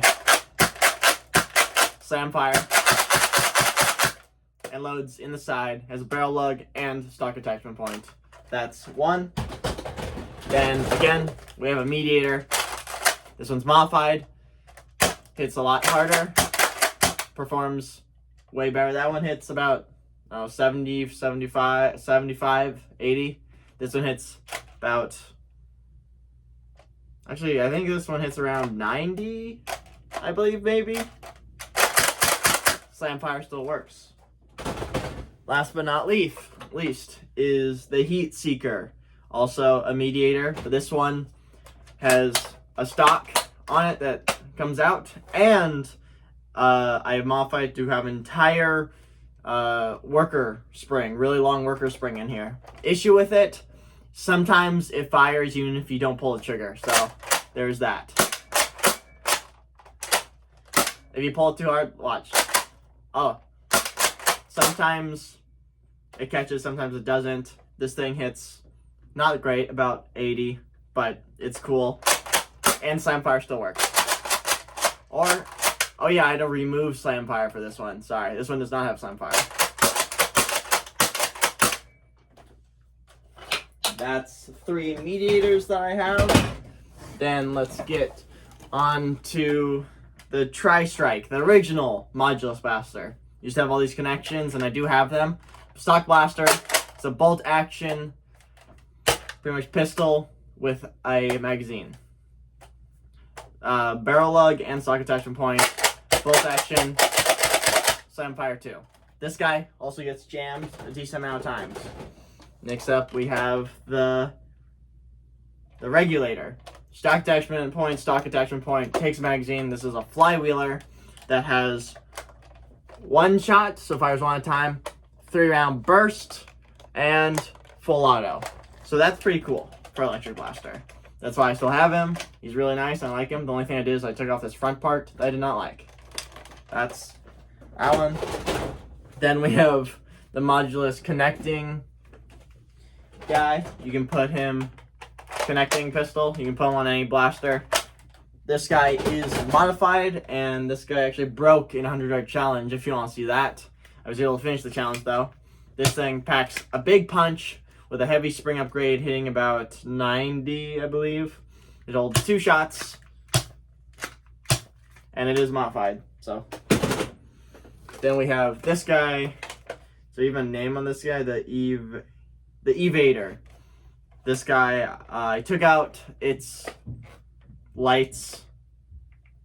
I was a child, don't ask me why. I thought I could use it for something, I never did. Stock attachment point, stock attachment point. Very weird design. I like this foregrip, but this part gets in the way of just having my hand here. This is semi-auto, magazine on the side, just semi-auto, really. Just clear. Last but not least is this guy. Which does this guy even have a name on it? I don't remember, but this guy is made for another underslung blaster. I just never did it. It is modified. How this works is it's break action, one shot, load in, shut it, and this thing packs a punch. And with that, that's those series. Let's move on to the next ones, shall we? But with those 3 series, it was 19 blasters. Now we are sitting at 192 blasters total. And let's just keep it rolling, shall we? Okay, now we're kind of looking at 3 different lines. We're looking at some of my powerful blasters. We got Dart Zone Pro. We got 6 of those. We're looking at my worker blasters, which I have 3 of, and even erect pistol, which I have 1 of. I have 10 blasters total in these 3 lines, coming in at 202 blasters so far. So let's just get into it. Starting out with the Nexus Pro X. This guy, short length only. Shotgun Prime. It also has Slam Fire too. Don't really want to show that, but it does have Slam Fire. It has a retractable stock and hits about 170 with SCAR and stuff. It hits about almost 200, which is crazy. But yeah, this guy is very powerful. And Nexus Pro X, right there. Then we got Nexus Pro. Somewhat modified, not really, I didn't really do anything. It's just a worse version of the X stock that comes out. This one's just way more creaky. Pump action. Does this thing have Slam Fire? This one does not have Slam Fire. And this one can take full lengths or half darts, but it's really only supposed to fire half darts. And it has a shotgun pump that I made for it, because I prefer that more. Yeah, that's Nexus. Then we have the Aeon. The Aeon is a weird one. It has a little scope I put on it, a little sight. It is top prime. I put a little screw right there to make it easier to prime it. And this guy has no Slam Fire. It's one shot. Also can take half darts or full lengths. But, you know, supposed to take half darts. This one hits around 130, I believe. Then we have the Aeon Pro X. Better in every way. Top prime, way easier to prime this guy. Way easier to prime these guys in general. Also Slam Fire. Also insane seal. Only half dart compatible this guy. But this guy's definitely worth it. Also has a stock attachment point. I actually like this guy a lot. And also has a front sight too. So yeah. This guy hits around 150. So improvement. Then we have this one. This is the... I don't really remember the name of this guy, but this is a 6-round internal magazine that I've modified to hold 12 rounds instead. Doesn't work well. It jams a lot because of what I've done to it. But it was a cool idea. It just failed. Top prime. Load rounds right in here. Close it. This one. Definitely needs starts to close it because, like I said, I modified it. But yeah, this guy hits about 120, I believe. But even when I didn't modify it, I had just issues with jams. And honestly, I did not have that much fun with this guy. It is very small and very compact, so I do understand. For 120, I can just do better myself. Then we have the one I prefer, which is the Outlaw. This hits about 120. It is a 6-round cylinder blaster that you can take out the cylinders, hold 6 rounds. You can load them from the side, and it's hammer action. Hard hammer action, but it is hammer action, nonetheless. Metal hammer. I don't really like how the hammer has to go all the way down and retracts. That was my one issue, but this is still just a very comfy, nice blaster. 6 rounds. And it's just a really powerful revolver, which I love. Now let's get on to my worker blasters. I own 3 of them. They're all pretty old though, because I have a Prophecy, which has seen way better days. This one has had a lot done to it, and this thing really hits anywhere between 170 and 100. I have really messed this guy up pretty bad. Half dart, only half dart compatible. It has the grip from the X shot, the long shot. Pump action, fires, big plunger tube. It's just a basic version of it. So yeah, pump action, no slam fire, half dart compatible. Then we have the newest one I had, which I wanted just a really small version of it, but I kind of ran out of money to make it. So I just bought a really cheap kit for its internals. So this guy hits about 140. You can also fire Mega XLs if you stick it all the way down the barrel. But its prime is pretty rough with this guy. Just because the kit I bought for it was not great. But this guy, metal trigger, metal parts, except its actual barrel and tubes. Only half dart compatible. Like I said, hits about 140. Also, a Prophecy. If you can't tell, I only have worker Prophecies. It's been a long time since I bought a worker thing. I do want worker stuff, I just don't have the money. Then the last one is my most expensive blaster in my entire arsenal, ASE, which stands for Airsoft Ender. This was supposed to be taken to airsoft fields, and honestly it does pretty well. I just never got the chance to. It takes half dart magazines. It is the smoothest pump action blaster I have that hits 200 FPS and has a 3D printed stock and pump grip with a metal scar in there. But yeah, this guy is wonderful, very accurate, and I love this guy. Was it worth the money back then? Yes. Nowadays, probably not as much, but it's still one heck of a blaster. And that was ASE. Also another Prophecy. And last but not least is my Wrecked blaster. This has a 6-shot cylinder that you can remove. This guy is CO2 powered, which is not allowed on a lot of fields anymore. But you throw a CO2 cartridge in there, you shut it, and then you're ready to go. This thing is both single action and double action revolver. This is also the most realistic blaster I own, just the feeling and everything. It is just a revolver. Prime it, metal parts, pull the trigger, prime, pull the trigger, or you can just pull the trigger for a heavy trigger pull, but it's not that heavy really.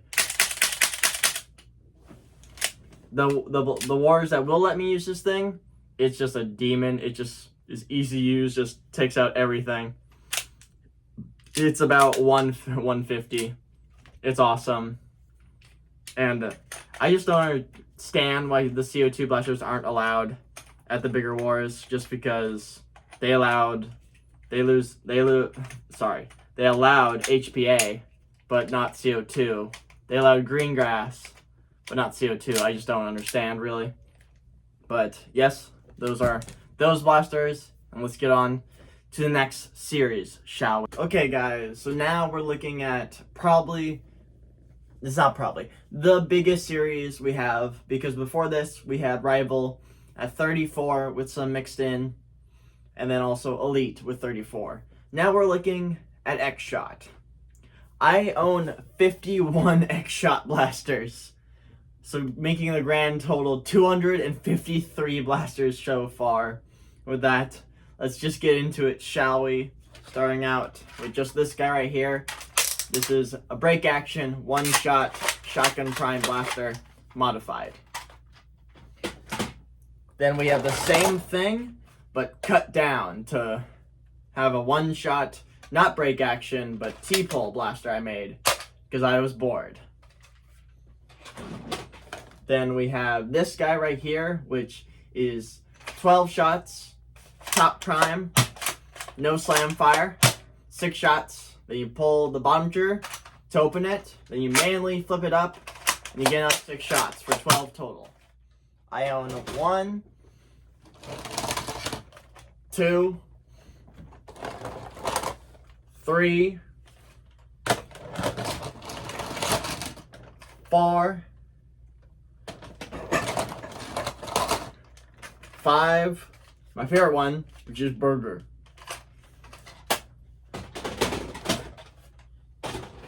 If you can't tell, yes, I do have a cat on my lap, and I'm being as gentle as I can be. I'm watching her for the time being.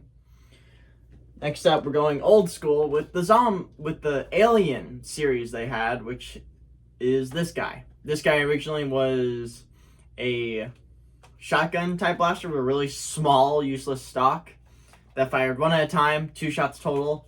But I modified this one, so it fires both at once. So it's an actually shotgun that I used for a very long time. I actually brought to many of war. But now it's definitely seen its better fair share of battles, and if you've seen the 100 Dart Challenge on it, man, it does need some work. Then we have even older. Remember when X-Shot wasn't X-Shot at all and had just a zombie logo? I have this guy, which originally fired darts and discs. I lost all the discs and its top plate that hold the discs in, but at least it fires 1 dart with 1 dart of storage and can fire half darts, because I took out its honestly really easy to take out a little piece of plastic in there. Handle is small but somewhat comfortable.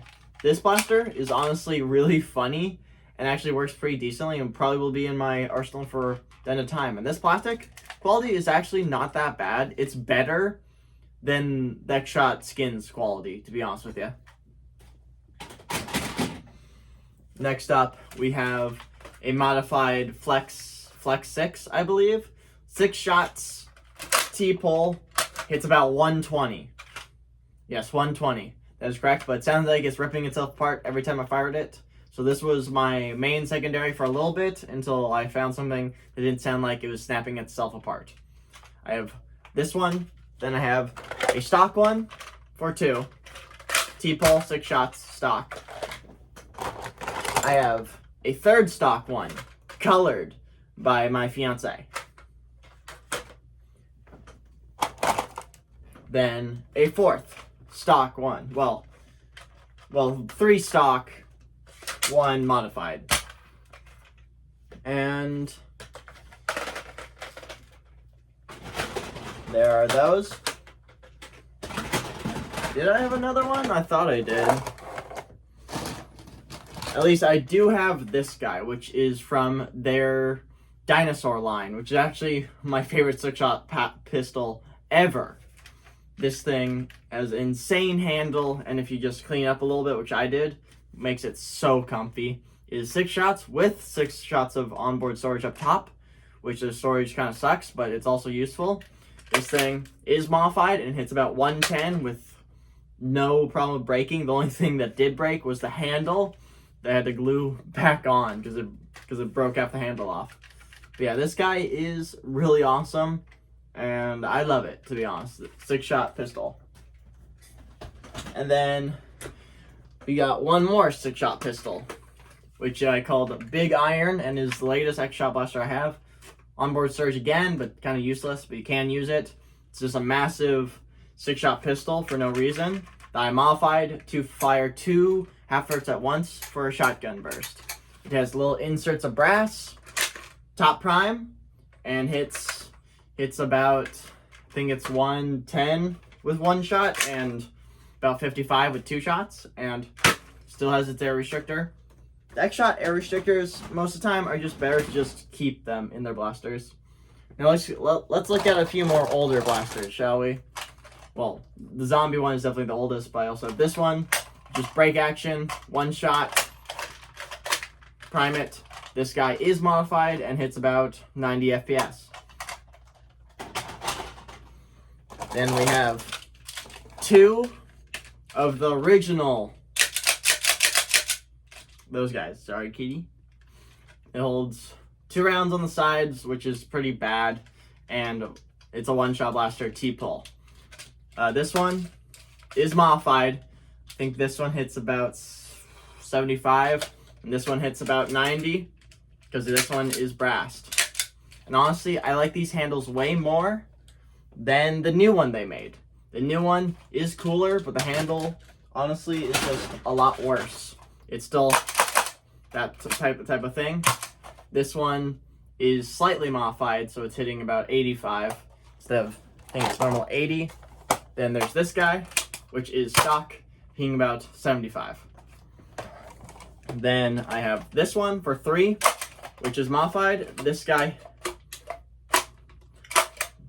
man, that thing needs some force to prime it. But this guy hits about 120 with its barrel, half dart, of course. And this one, these guys also, dart storage is way better because it holds it right there. So dart storage is better on this guy, but the handle is worse on this guy. Then I have 4 of them coming in with this one last, which is also slightly modified, hitting about 80. So there are those 4 skin blasters. Then let's take a look at this guy, which at its time was a really awesome small little blaster, 4 shots, but now it's kind of outdated, but it's still really good and really useful. Stock, 4 shots, T-pull, just works well. Nothing much else to say. Then let's take a look at, why not, let's bring out the minigun. This guy is top prime, chain fed, spring powered, and has slam fire. It's pretty nice. And you can buy extra chain for it. I would love to get just a 100-round chain, take this to a field, because with its 35, it actually goes incredibly fast. You'd be surprised. And now let's take a look at this guy, which was once my most powerful little pistol. This guy hits about 70. Brass barrel, T-pull that I modified to make it lighter, and it's just a really nice little pistol. I have 2 of those, but this one is better, because this one is a mini shotgun that fires 3 half darts at once, and fires it pretty decently, actually. So there's this guy. That guy hits about 45 FPS. Then we have this one. This is not X-Shot, but this is. So, because, you know, one of it is X-Shot, it counts. This is when X-Shot was only the X. And this is my Spider-Man dual shot pistol. You fire one with the trigger pull right here. The other one, you hit the bottom. So, yeah, there's that guy. Then we take a look at my last really old one, which is when X-Shot was yellow. And I think this was my favorite version of X-Shot, still to this day. Just because they made some pretty decent stuff in yellow. And yellow was definitely their best quality of plastic, hands down. And it's nice. If you don't know this guy has 40 rounds, shotgun pump, no slam fire, but heavily modified to be hitting about 100 FPS. And then you get to fire the outside, and then you flip the switch. Hang on. Oh, you really have to flip that switch, and then you can fire the inside rounds. So you do have to switch them to fire it, which slows you down. But just in this era, being able to have a 40-round blaster was pretty dang good. 40 rounds, yes, I think it's 40. Then the new age, which we got, is this guy. Which this guy was pink and I really wanted it, and I am very disappointed in the quality of X-Shot skins, especially this guy. Like, this guy is honestly, I can push in the plastic, which is honestly terrible. It's a nice feeling blaster, pump action, slam fire, but also sometimes this thing just fires for no reason. Holds 14 darts in a cylinder. Plastic quality in X-Shot skins is just not there. Especially with some of their blasters, like this guy. Hopefully that gets fixed. Then we got X-Shot Insanity, which is better plastic, that's for sure. Not as good as what they had before, but it's still better than skins. So this guy is a 70-round blaster. I do not want to put its massive cylinder on it, but it holds a 70-round cylinder, and this is what is now my new HVZ blaster. It is pump action, and yes, it sounds like it's going to break every time, but it doesn't seem like it's going to. And slam fire. shotgun pump, I love it. It's amazing. Shotgun pump is big, not that far to pull it back. It's just a beautiful blaster that's honestly not that big, but very comfy. Then we have the X-Shot Long Shot Blaster. This guy is modified. It fires half darts at 190 FPS. It has a scar barrel hidden in there. It has a worker pump grip because I wanted it. Metal plunger tube because you have to have it or it just breaks. And yeah, there's this guy. Pretty nice. Pump action, half dart blaster. And then, bring these guys over here. Then we got a lot of my favorite X-Shot blaster out there is this little guy. This guy is the best quality X-Shot skins got. And this is a one-shot blaster that holds 2 extra rounds. And this guy packs a punch, hitting around 70 to 80 FPS. I have 1, 2, 3, 4, 5, 6, 7, 8, 9, 10, 11, 12, 13, 14, 15 stock blasters. Then we get into the modified ones, which first off is this guy.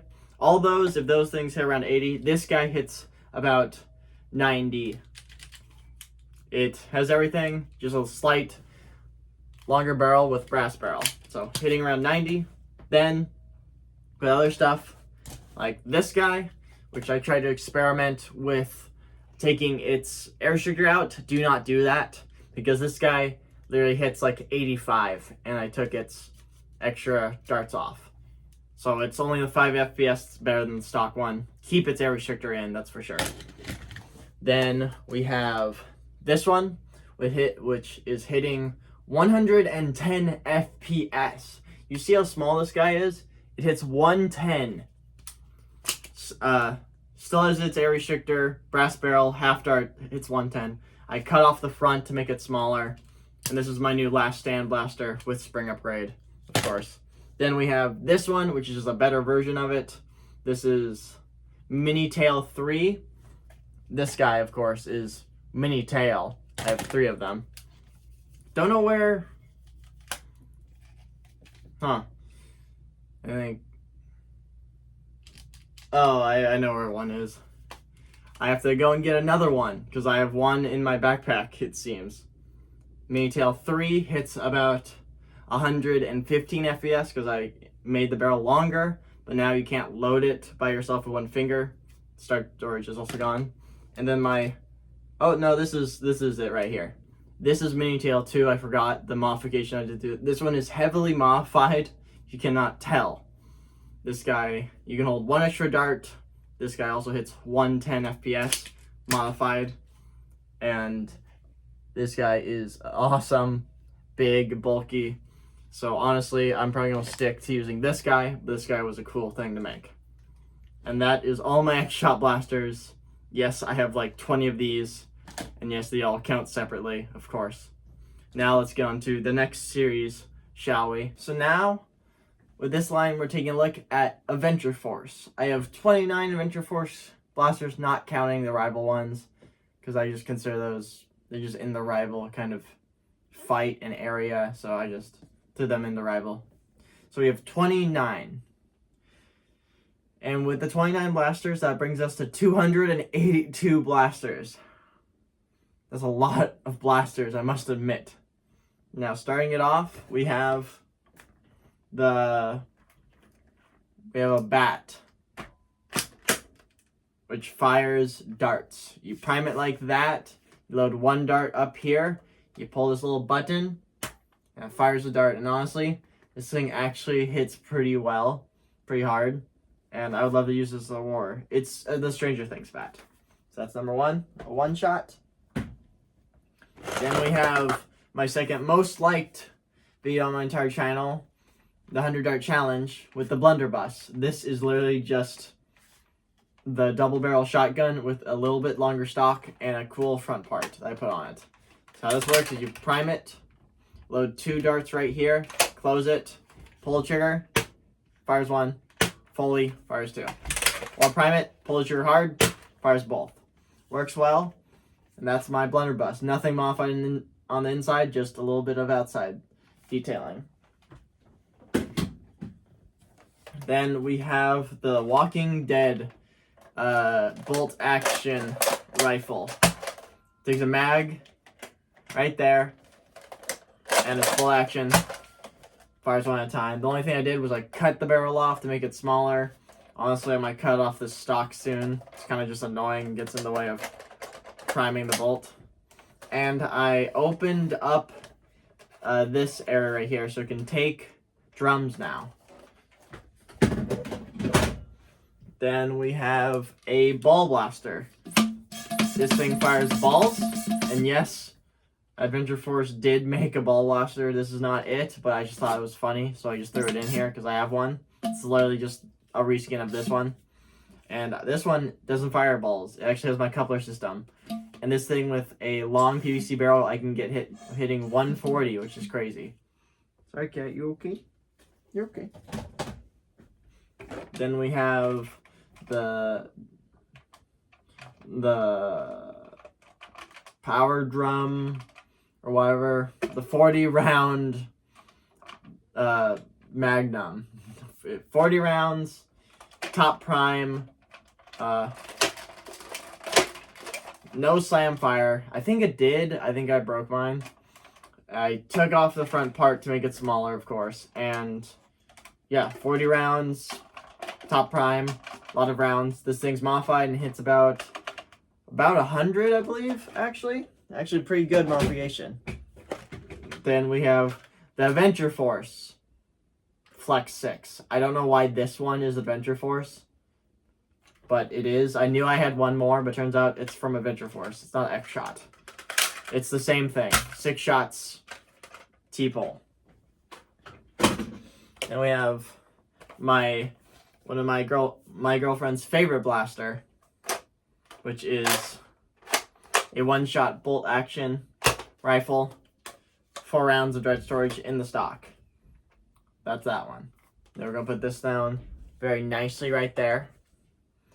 Now let's look at the Jurassic World Blue blaster. This is 4-round blasters, T-pole in the back. And actually, they do really, really well and really, really nice, so I picked up 2 of them. I like them a lot. They're close to my favorite blasters I use. But my favorite go-to secondaries are these guys. Do not remember the name of them, but they come with a scope, and they're top prime, but I've modified them. These are the smallest revolvers I can find. They are 4 shots, and I modify it to be a T-pole, and these all hit anywhere between 110 to 125 FPS. They're based on the 4 Horsemen of the Apocalypse. This one is Rider Conquest, the first one, of course. 4 shots of full length. I use full lengths for secondaries. Then we got the second one, which is red and pink. I know that doesn't work well. This one's pink and white, but pink and red don't really show. Second one is Rider of War. Same thing. Then that one. The third one, yep. This one is pink and gray. This one is Hungered Rider. Hungered Rider. And then the fourth one, this one is crazy, because this one's just the stock blue, but I used, I think, street paint on it, so it made this nice, weird texture, and I thought I ruined it. But I sanded it down, I'm like, you know what, I don't hate it. So this is Ill Pale Rider. But I do have another one, because actually there was a 5th rider, technically, but this one is not what I wanted it to be. This is Hands of Fear, the 5th rider. and this guy is brass barrels. I put as much as I could into it. Spring, heavy spring, everything. It just didn't hit what I wanted it to, so now it's just sitting around. This guy hits about 120, but just the amount of stuff you have to do to load this one, why not just use this one that you can put a normal full length and fire it at 120 instead of having to ramrod and stuff. It just wasn't worth it, and it was a failed experiment. Sorry. Oh, cat, you okay? Then we have these, which are 3-shot, not smart AR. They just honestly rotate around. T-pole blasters, 3 rounds each.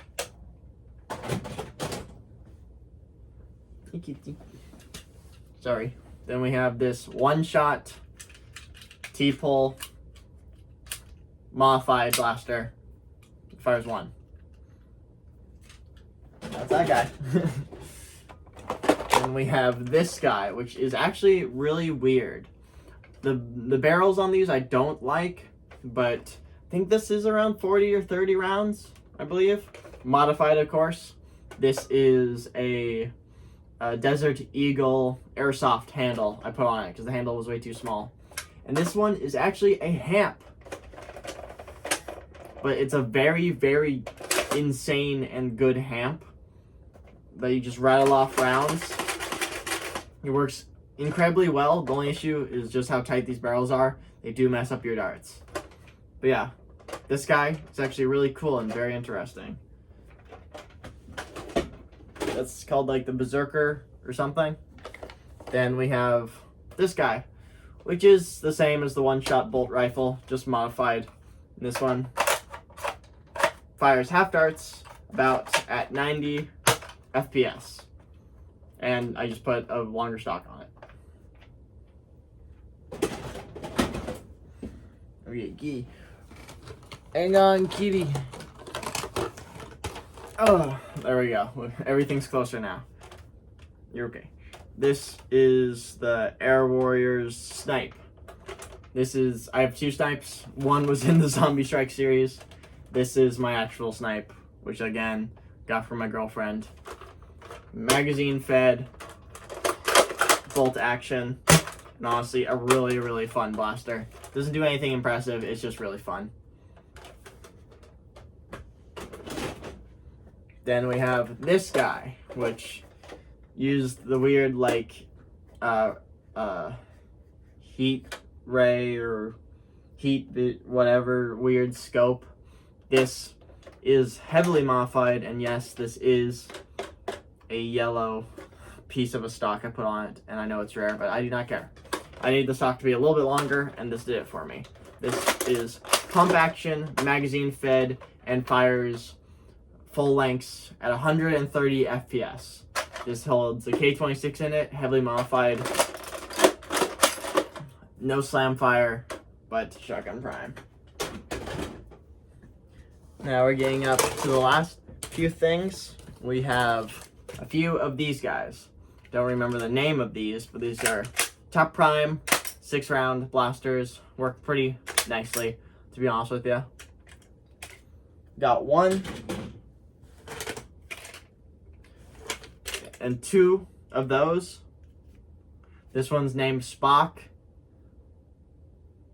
Don't know why. All I did was remove the little dart gauge thing to make sure you only fire half darts in this one. So that's why I did that one. Did the same thing with this one, but also has a spring upgrade in it. And then we have my heavily modified one, which honestly feels like it's going to break every time I touch it. And I put some tape on it that's always trying to come off just to make it feel a bit nicer in the hand. But no more top prime. It's T-pole. It's a heavy T-pole, and this thing hits about 120 FPS. Then we have a Triad. Whoopsies. This is the Tri-Mix, a ripoff that Adventure Force made that I honestly like more than Triad itself. It's a rotating cylinder. Every time you pull the trigger, it rotates the cylinder. And this thing hits about 75 FPS, and it's just very nice, and I like it. Then we have this guy, which is honestly a hoot to use. Holds 4 rounds of onboard storage. It fires one at a time. All you do is pull and release it. No handle, no nothing. Also collapses for good storage. I made a 100-dart challenge on this, and this thing actually did really, really well. And this thing, honestly, I really love. And it just, the barrel and everything is so smooth and everything. I said everything a lot, I understand. Then we have this monstrosity, the junk heap. I made this guy just to have a powerful pistol. And this thing is powerful enough to make my top 10 strongest blasters ever, which is saying something. This is literally just a air tank, a pump, a handle, and a trigger. That is all it is. Trigger is connected by a little piece of wire. You pull this back to pump it, and then you pull the trigger. This thing can hit, I think it's 330 FPS with a long barrel on it. It takes my coupler, so it can fire anything. Also fires Mega XL. Kitty, you're falling. Mega XL at 120 FPS. Last but not least is the Desperado. This is my modified one, if you saw that video. This one's different though. This one now has brass barrels. And this one is a 2. Trigger does everything, but I cut down the trigger. So all you have to do is pull the trigger and it will fire. It's a little heavy, but I've modified it. This thing with its brass barrels hits, I think it's 120, 110 FPS each shot. And the iron sights, honestly, really, really nice. And I really do like the look of this blaster. It's a very nice blaster. Now with that, let's get to the next series, shall we? We're wrapping it up to the end, and now we just have a few more weird series, or really just very little blasters, and then we're just gonna go over the weird stuff I have at the very end. Guys, get ready for this one, because we're taking a look at 5 different lines consisting of Fortnite with 10 blasters, Roblox with 1, AccuStrike with 2, which is this guy, Star Wars with 3, and then the alien weird line they had, which is 1, bringing us total at 17 blasters right now, bringing us to 299 blasters. And just to let you know, last time I counted these blasters, I wrote on top of where all my blasters stay, I counted 239. So we have gone way more since then, which is way too much, and I will be getting rid of some of these eventually. It's just a lot of stuff going on right now. So let's start out with, well, of course, let's just start out with AccuStrike. And I have 2, which this is one of them. The AccuStrike Quadrant. This is a 4-shot T-pull blaster that's actually pretty weak, but I was able to modify it with little brass inserts, not brass barrels, they're inserts. So this thing hits about 65. Handle's very comfy, 4 shots, tactical rail. It's just really small. I mean, no, sorry, it's really big for only 4 shots. So that's that guy. And then the other guy is this guy, which is my second most powerful blaster, which it originally used, forget this one, but this was the 5-shot rifle that I've modified to now use air tanks. And yes, I did something absolutely bonkers by using 2 Titan tanks. A 1-shot Titan is crazy. A 2-shot Titan is crazier, and this is absolutely awful looking, because this was made a very long time ago and me just messing around. How it works is you open that, you load around, you shut it, you pump it up about 50 times and it constantly leaks air. Then you fire it, and if you can believe it, this thing hits 480 FPS. 1-shot half dart. Also fires rockets if I wanted to. Next up, let's look at Star Wars. Star Wars, we have this little guy, which also has a tactical rail on top. It's small, it's compact with a weird prime, and it fires 1 single dart, and it's modified because I took the air restrictor out. Then we got this one, which my friend gave me because he was like, I don't want this thing. And honestly, this might be the worst electric blaster I've ever had. This thing, I don't know what it is. I don't know why, but even with brand new batteries, this thing hits like 40 FPS. Like, I'm pretty sure this is just a lemon, but still, it is, you load it, it's semi-auto flywheeler. Magazine fed, has a barrel attachment point, but don't put a barrel on it. If yours is like mine, the barrel will just make it not shoot. And then a stock attachment point, tactical rail, you know, all the stuff. Still got Kitty. Kitty's taking a nap right now. Then we have the Mandalorian blaster. There's a lot of Mandalorian blasters. I really wanted, well, at least the white version, which is a different blaster. I really wanted it because I thought it would be cool. First of all, there's 2 little points on this thing that just hurt. I don't know why there was points on it. I chopped those off and sanded it down. The feel of this blaster is okay. It's pretty bad, to be honest with you. It's okay, but how it works is it's a 4-round internal magazine blaster. You shut it, it fires, and this thing is also terrible. This thing is also probably around 45 to 50 FPS. This thing is so bad. It gets jammed a lot. I've done a 100-yard challenge video on it, and let's just say it wasn't great. But at least it has cool Mandalorian designs. And on the same topic, let's just look at the Aliens blaster. If you do not know what the Aliens blaster is, it was a very strange line Nerf made. There was 5 things total in the line. There was 6 things actually. There was 3 blasters, 2 melee weapons, and a armor. And that was the entire line, and then it died. This is the best weapon from the entire line, and I don't know why, still to this day, this is probably the greatest flywheeler I have ever had. If you missed out on this guy, I am so sorry. Out of box, this thing just seems to hit harder.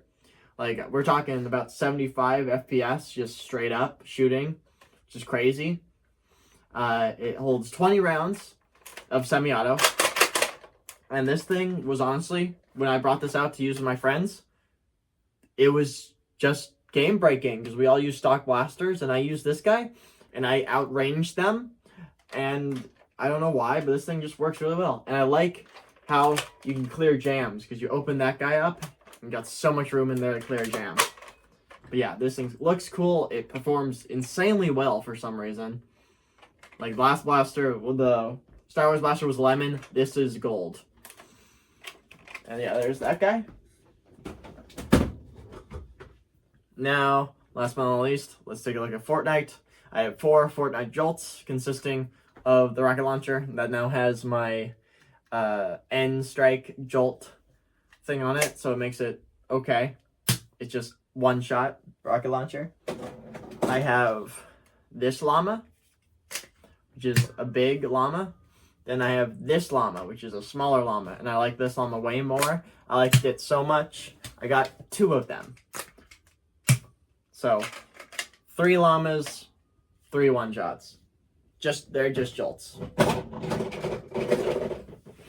Then we got this guy right here, which was my cheapest pickup ever on eBay. I picked it up for, I think it was $4.80. It is hammer action, and it's a 4-shot smart AR blaster in the front, and actually pretty comfy handle. And it's just an okay hammer blaster. Did not come with the scope, but no one cares about the scope. There's a tactical rail right there.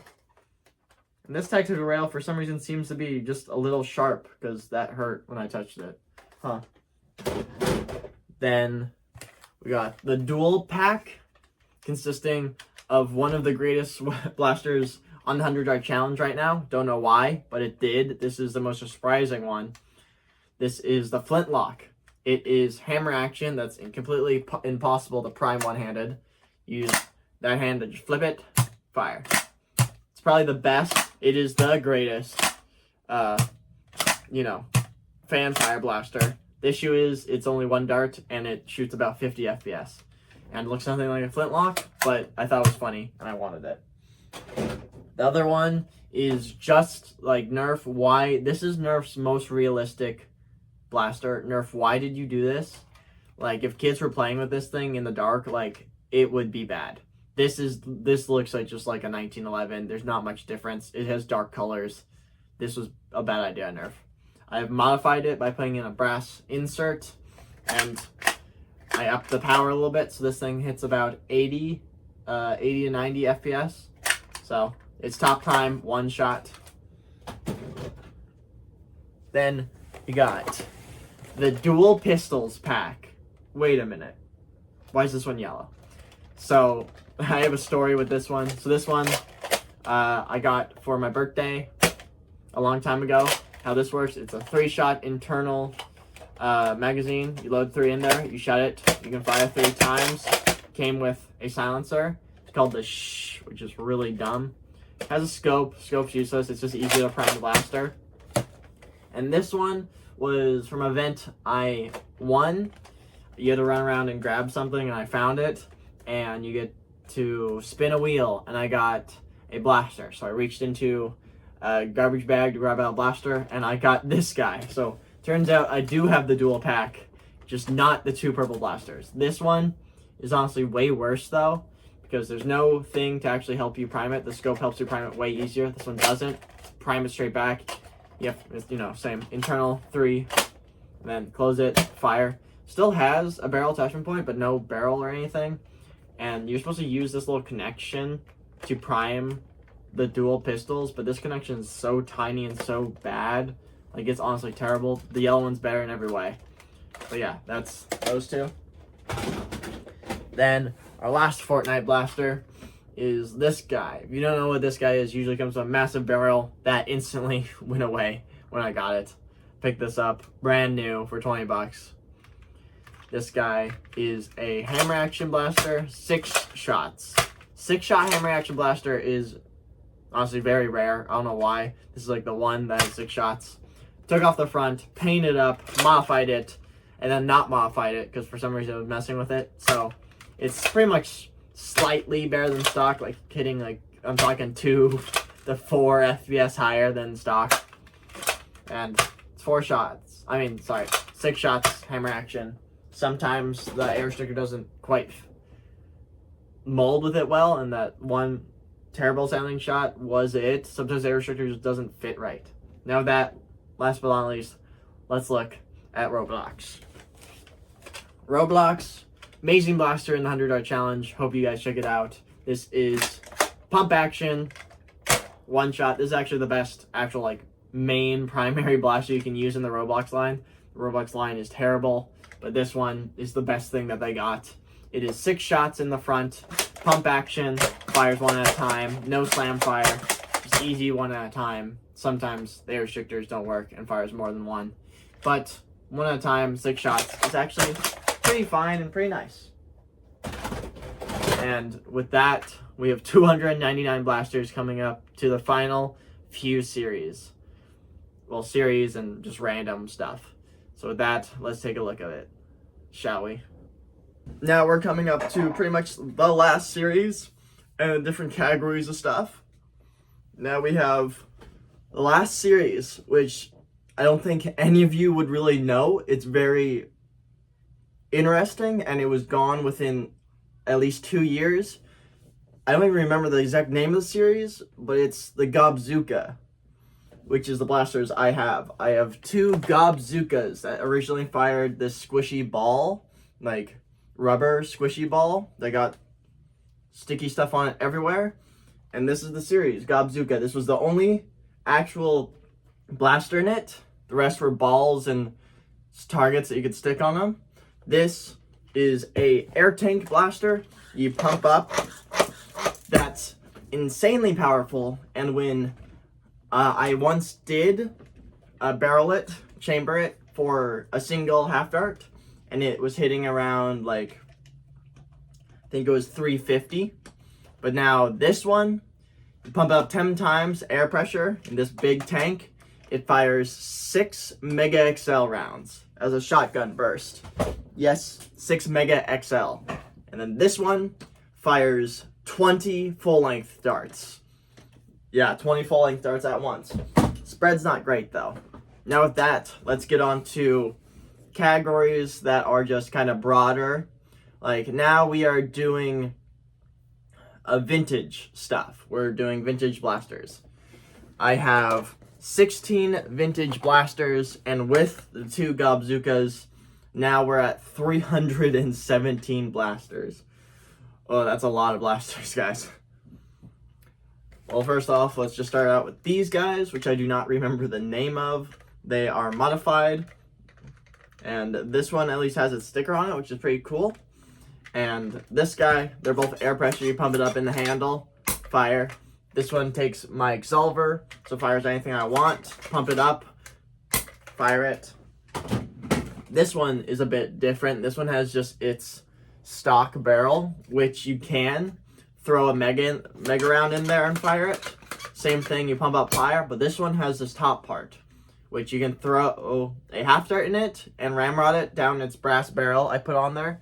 And then you press the top button and you have a special little rock powerful shot that fires, I think it's about around like 120.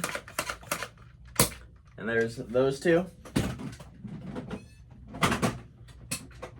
Then we have a Supermax blaster. This looks like a water gun. It is not. How this works, another air pressure. Pump it up 3 times. It has my Exsolver, put anything on the front, and then fires. With a half dart, it fires about 140.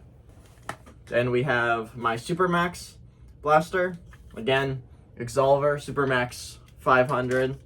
You pump it up 7 times, pull trigger, fire, and with a long PVC barrel, this thing hits 318 FPS.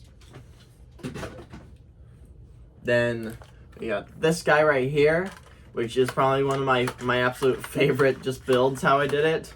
So you pump it up, another air pressure blaster. If you see a pattern coming on, well, so this has a cool little barrel I put on it with 2 brass barrels in there, and this thing can fire 10 half darts at once. And if you put 1 half dart in each barrel, it fires about 160. Then we have this guy right here, which is a really weird one. This is Max Force. This is a big pistol that uses my Exsolver in there and fires 1 dart with this massive, yeah, and it's supposed to sound like that. Massive barrel. Massive blaster, just full. This is a big metal bar. It's weird. It's 1 shot wherever I want to put in it that fits down there. It's just massive and kind of weird. This is one of the ones I'll probably definitely get rid of in the future.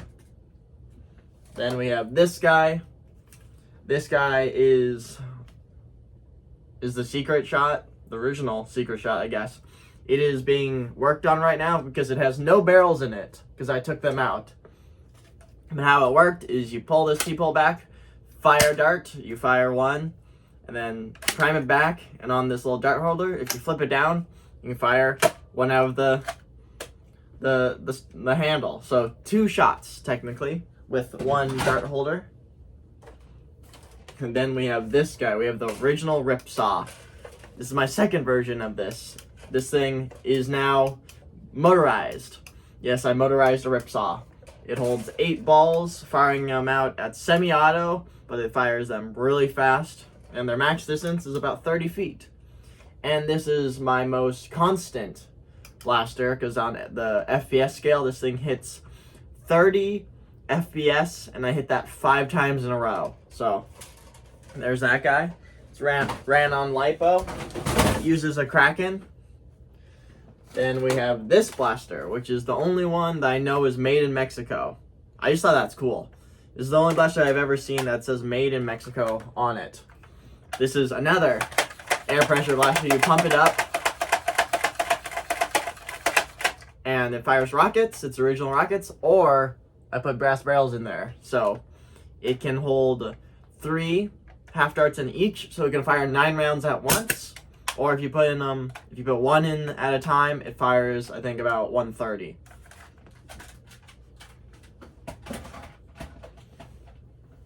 Okay, now let's look at another Super Max. This is the Super Max 5000. This is one of my main blasters I use at battles.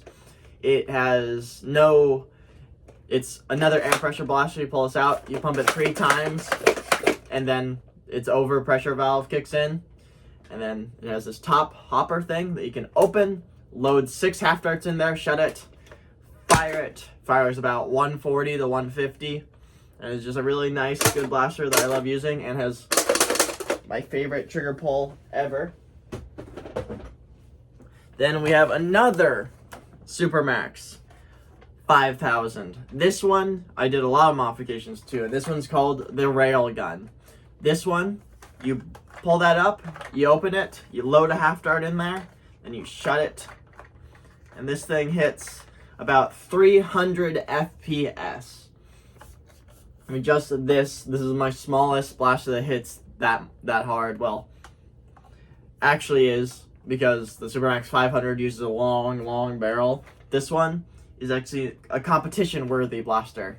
This one, you do have to pump it up a lot, though, and the trigger pull is hard. But it does work, and it is awesome.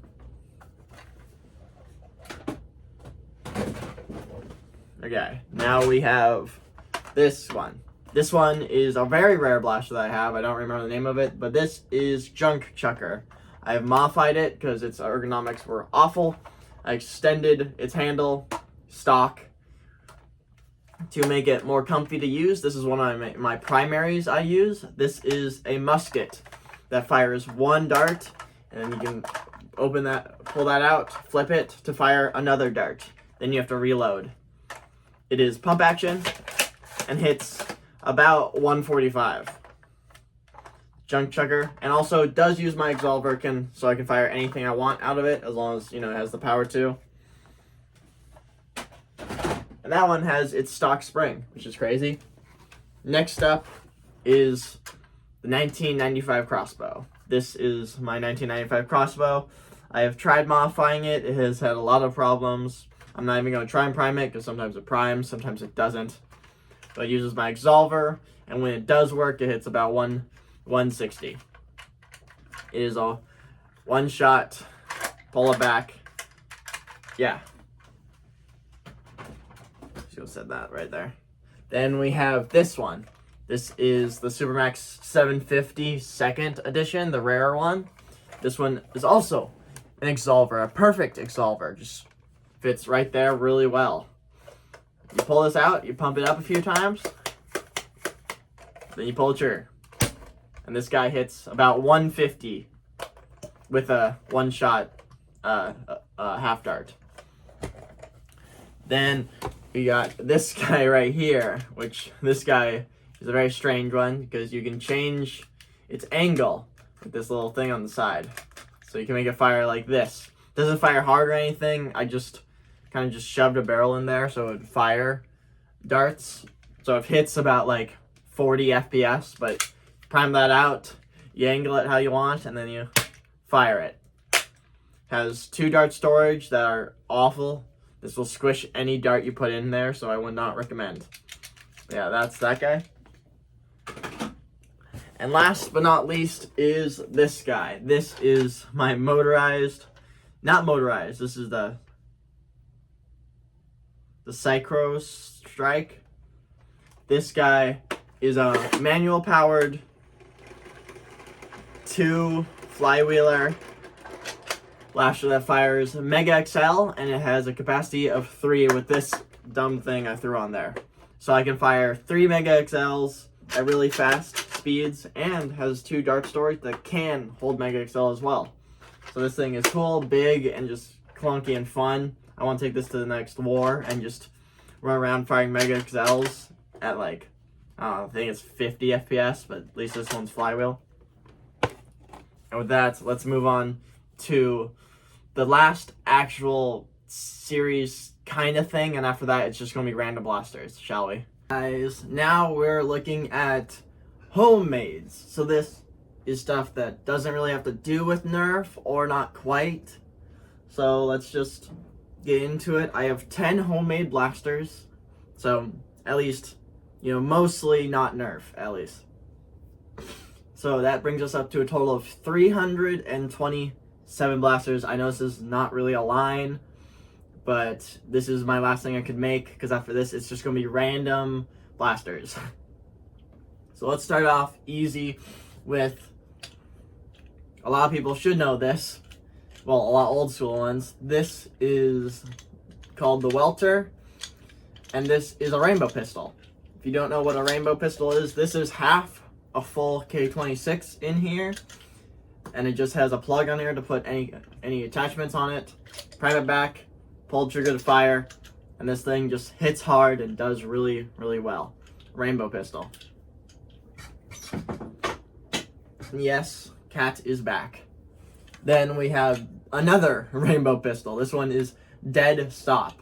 This is a full K26, and with its PVC barrel, which makes it this long, and I still consider this as a pistol, this is my strongest Springer blaster, hitting 280 FPS with a long T-pull.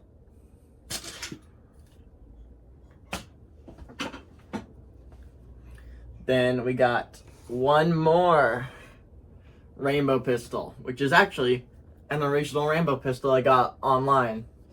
I have turned it into a rainbow rifle, though. It is a rainbow pistol that has a ton of PVC around it to make it a rifle, and a nerf stock on it to make it very comfy. And this is also one of my heaviest blasters. This thing hits 150 FPS. It's insanely accurate. It holds 9 rounds in its hopper up top. Pump action.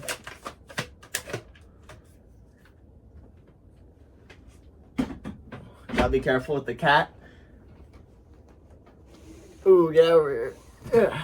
So now, let's take a look at some stuff that, this one, I just didn't know where to put it, so I put it here. This is a Nerf blaster, yes, but this is a water gun. This is the hydro cannon. This guy I just put here because I don't know why I felt like it. I put my coupler on here so it can fire anything, and it has a electric pump to pump itself up too. Issue with this guy is I've accidentally overpumped it, so its tank is, something happened to it, so it no longer hits 500 to 600 FPS. This thing hits 300 FPS with a long brass barrel. That is it. It does not hit any better because I have messed it up. But yes, that's the hydro cannon. Then we got a marshmallow crossbow. This thing uses tension with bow arms and this long barrel that does not come out. You can pull this to the side, crack that open so this door opens, load around, and shut it and close it, and pull back this guy with its bow arms, and it will hit 200 feet per second. Sorry, kitty. So yeah, there's that guy. Then we have another marshmallow blaster that is not as good. This is literally just something I picked up. I don't even remember where. I think this was when I was younger at a thrift store and I wanted it. It's a marshmallow blaster. I just glued my coupler up there. So all you do is do this and then fire whatever you want out of it. For a hamp, it's probably my most accurate blaster just because how you can support it. But it's also not that powerful. It's probably my weakest marshmallow blaster. It just doesn't hit hard at all. Then going from that to this guy. This guy is my most powerful Nerf blaster I own, hitting 600 FPS with a brass barrel. This is a plunger, by the way.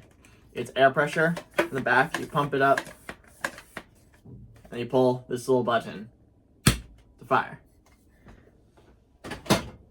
Then you got this guy. This guy is also a plunger. This is you pump this up from the stock. A drain blaster. You pull the trigger. This thing fires Mega XLs at 120 FPS. I've been having some issues because its loading mechanism doesn't really work well. Because how it loads, you take its barrel out, you load it, then you seal it back in. But seal has been getting worn down, and I need to make this thing better. I know how to, I just don't have the budget right now. But this thing is definitely an impressive beast of a rifle, that's for sure. Then we have, the anti-tank cannon in pieces, because I don't feel like putting it together right now.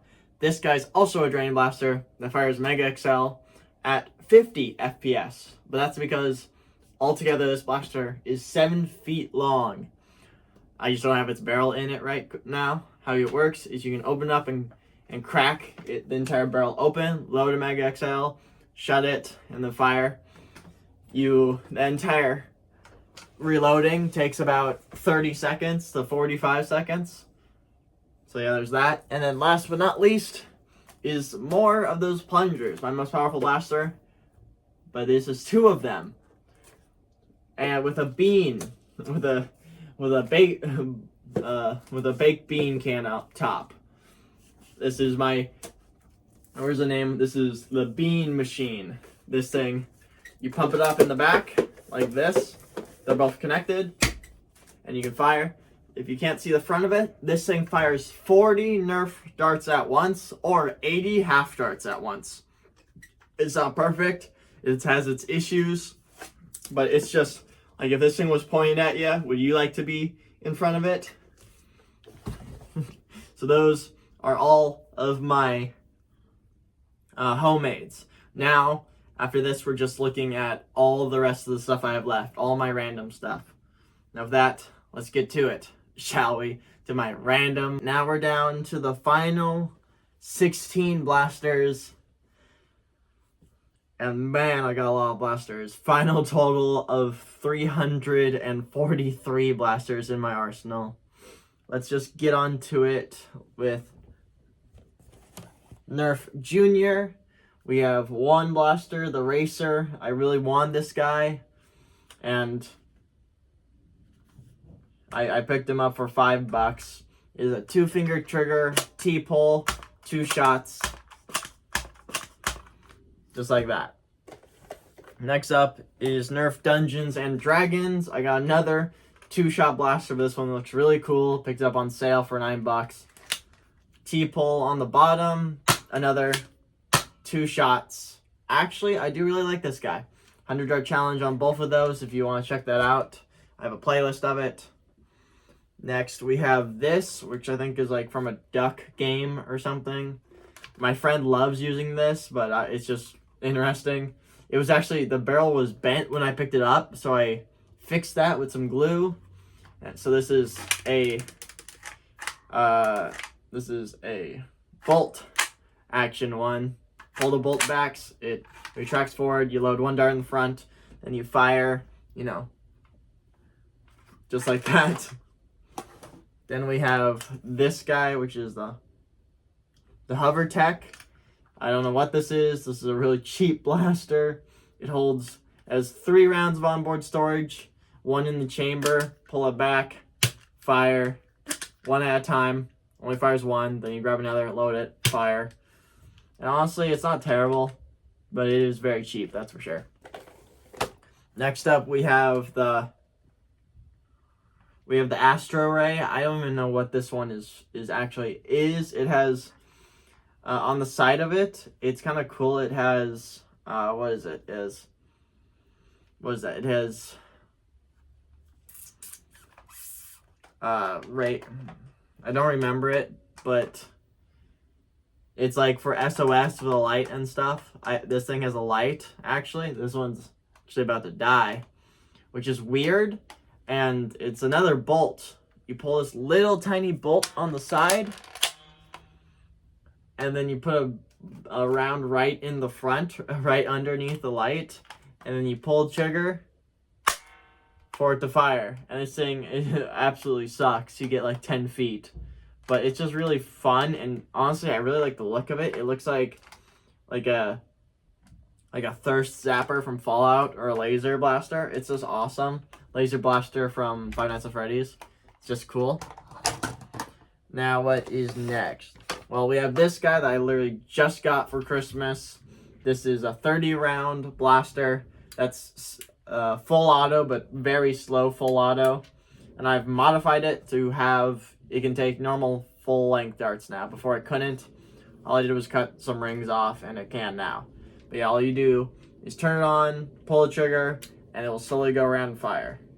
It's kind of cool how you hold it. Next up is this one, the Zerg blaster. This is a ball blaster. You load 9 balls right there, 3 in each. Then you pull this little tab back, pull it back to prime, push it forward, and then you fire, then you reload, and you fire. Do that 9 times, then you have to reload. There's this little gauge on the side that does nothing. You know, just like the movie, you can turn it up to 11. You know that does nothing. Then we got another ball blaster. This is a Hamp blaster. Ooh, you okay? Hamp blaster that holds 12 balls. I got it for my birthday. You pull it out, push it forward, fires a ball. You know, easy as that. Then we have a Thor blaster. Holds 2 in the stock. You load 1 up top, and how this one works is you prime it down like that. You hold down the button, you swing it forward to fire, and I just love that mechanism. This is a really fun one to use. Then we have this one, which I have no clue who made this, but I did some modifications to it to make it look like the Call of Duty laser pistol. So, got like a sight I glued onto it. How it works is you load 1 round in the front, pull this T pack, slam forward, pull the trigger, you fire. No extra dart storage because I did cut that off to make it look more cool and realistic. Then we have this guy, which is from oh, you guys are gonna hate me. Not the Star Wars one. Isn't it Star Trek? It's Star Trek. How this one works is you put a magazine in it, and then you turn the magazine, and when you turn it, it will start revving. It fires discs, and then you pull the trigger, and it will just fire the disc slowly. So yeah, this one's a weird one. Then we have a splatter blast pistol that is definitely not well made, but I did it anyways. You pull the top, you shut it, you pull the trigger, it fires a dart. This one does not fire them hard at all or anything. But yeah, 1 at a time, just like that. Then we got Zuru with a Zuru bow. All you do is put an arrow in it, you pull it back, fire. This has collapsible arms. It's Zuru.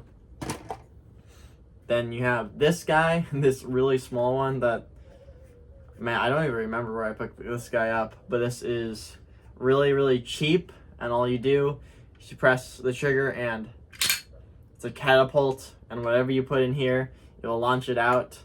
So darts or anything, even probably, what is it? Ooh, hyper would work best in this guy.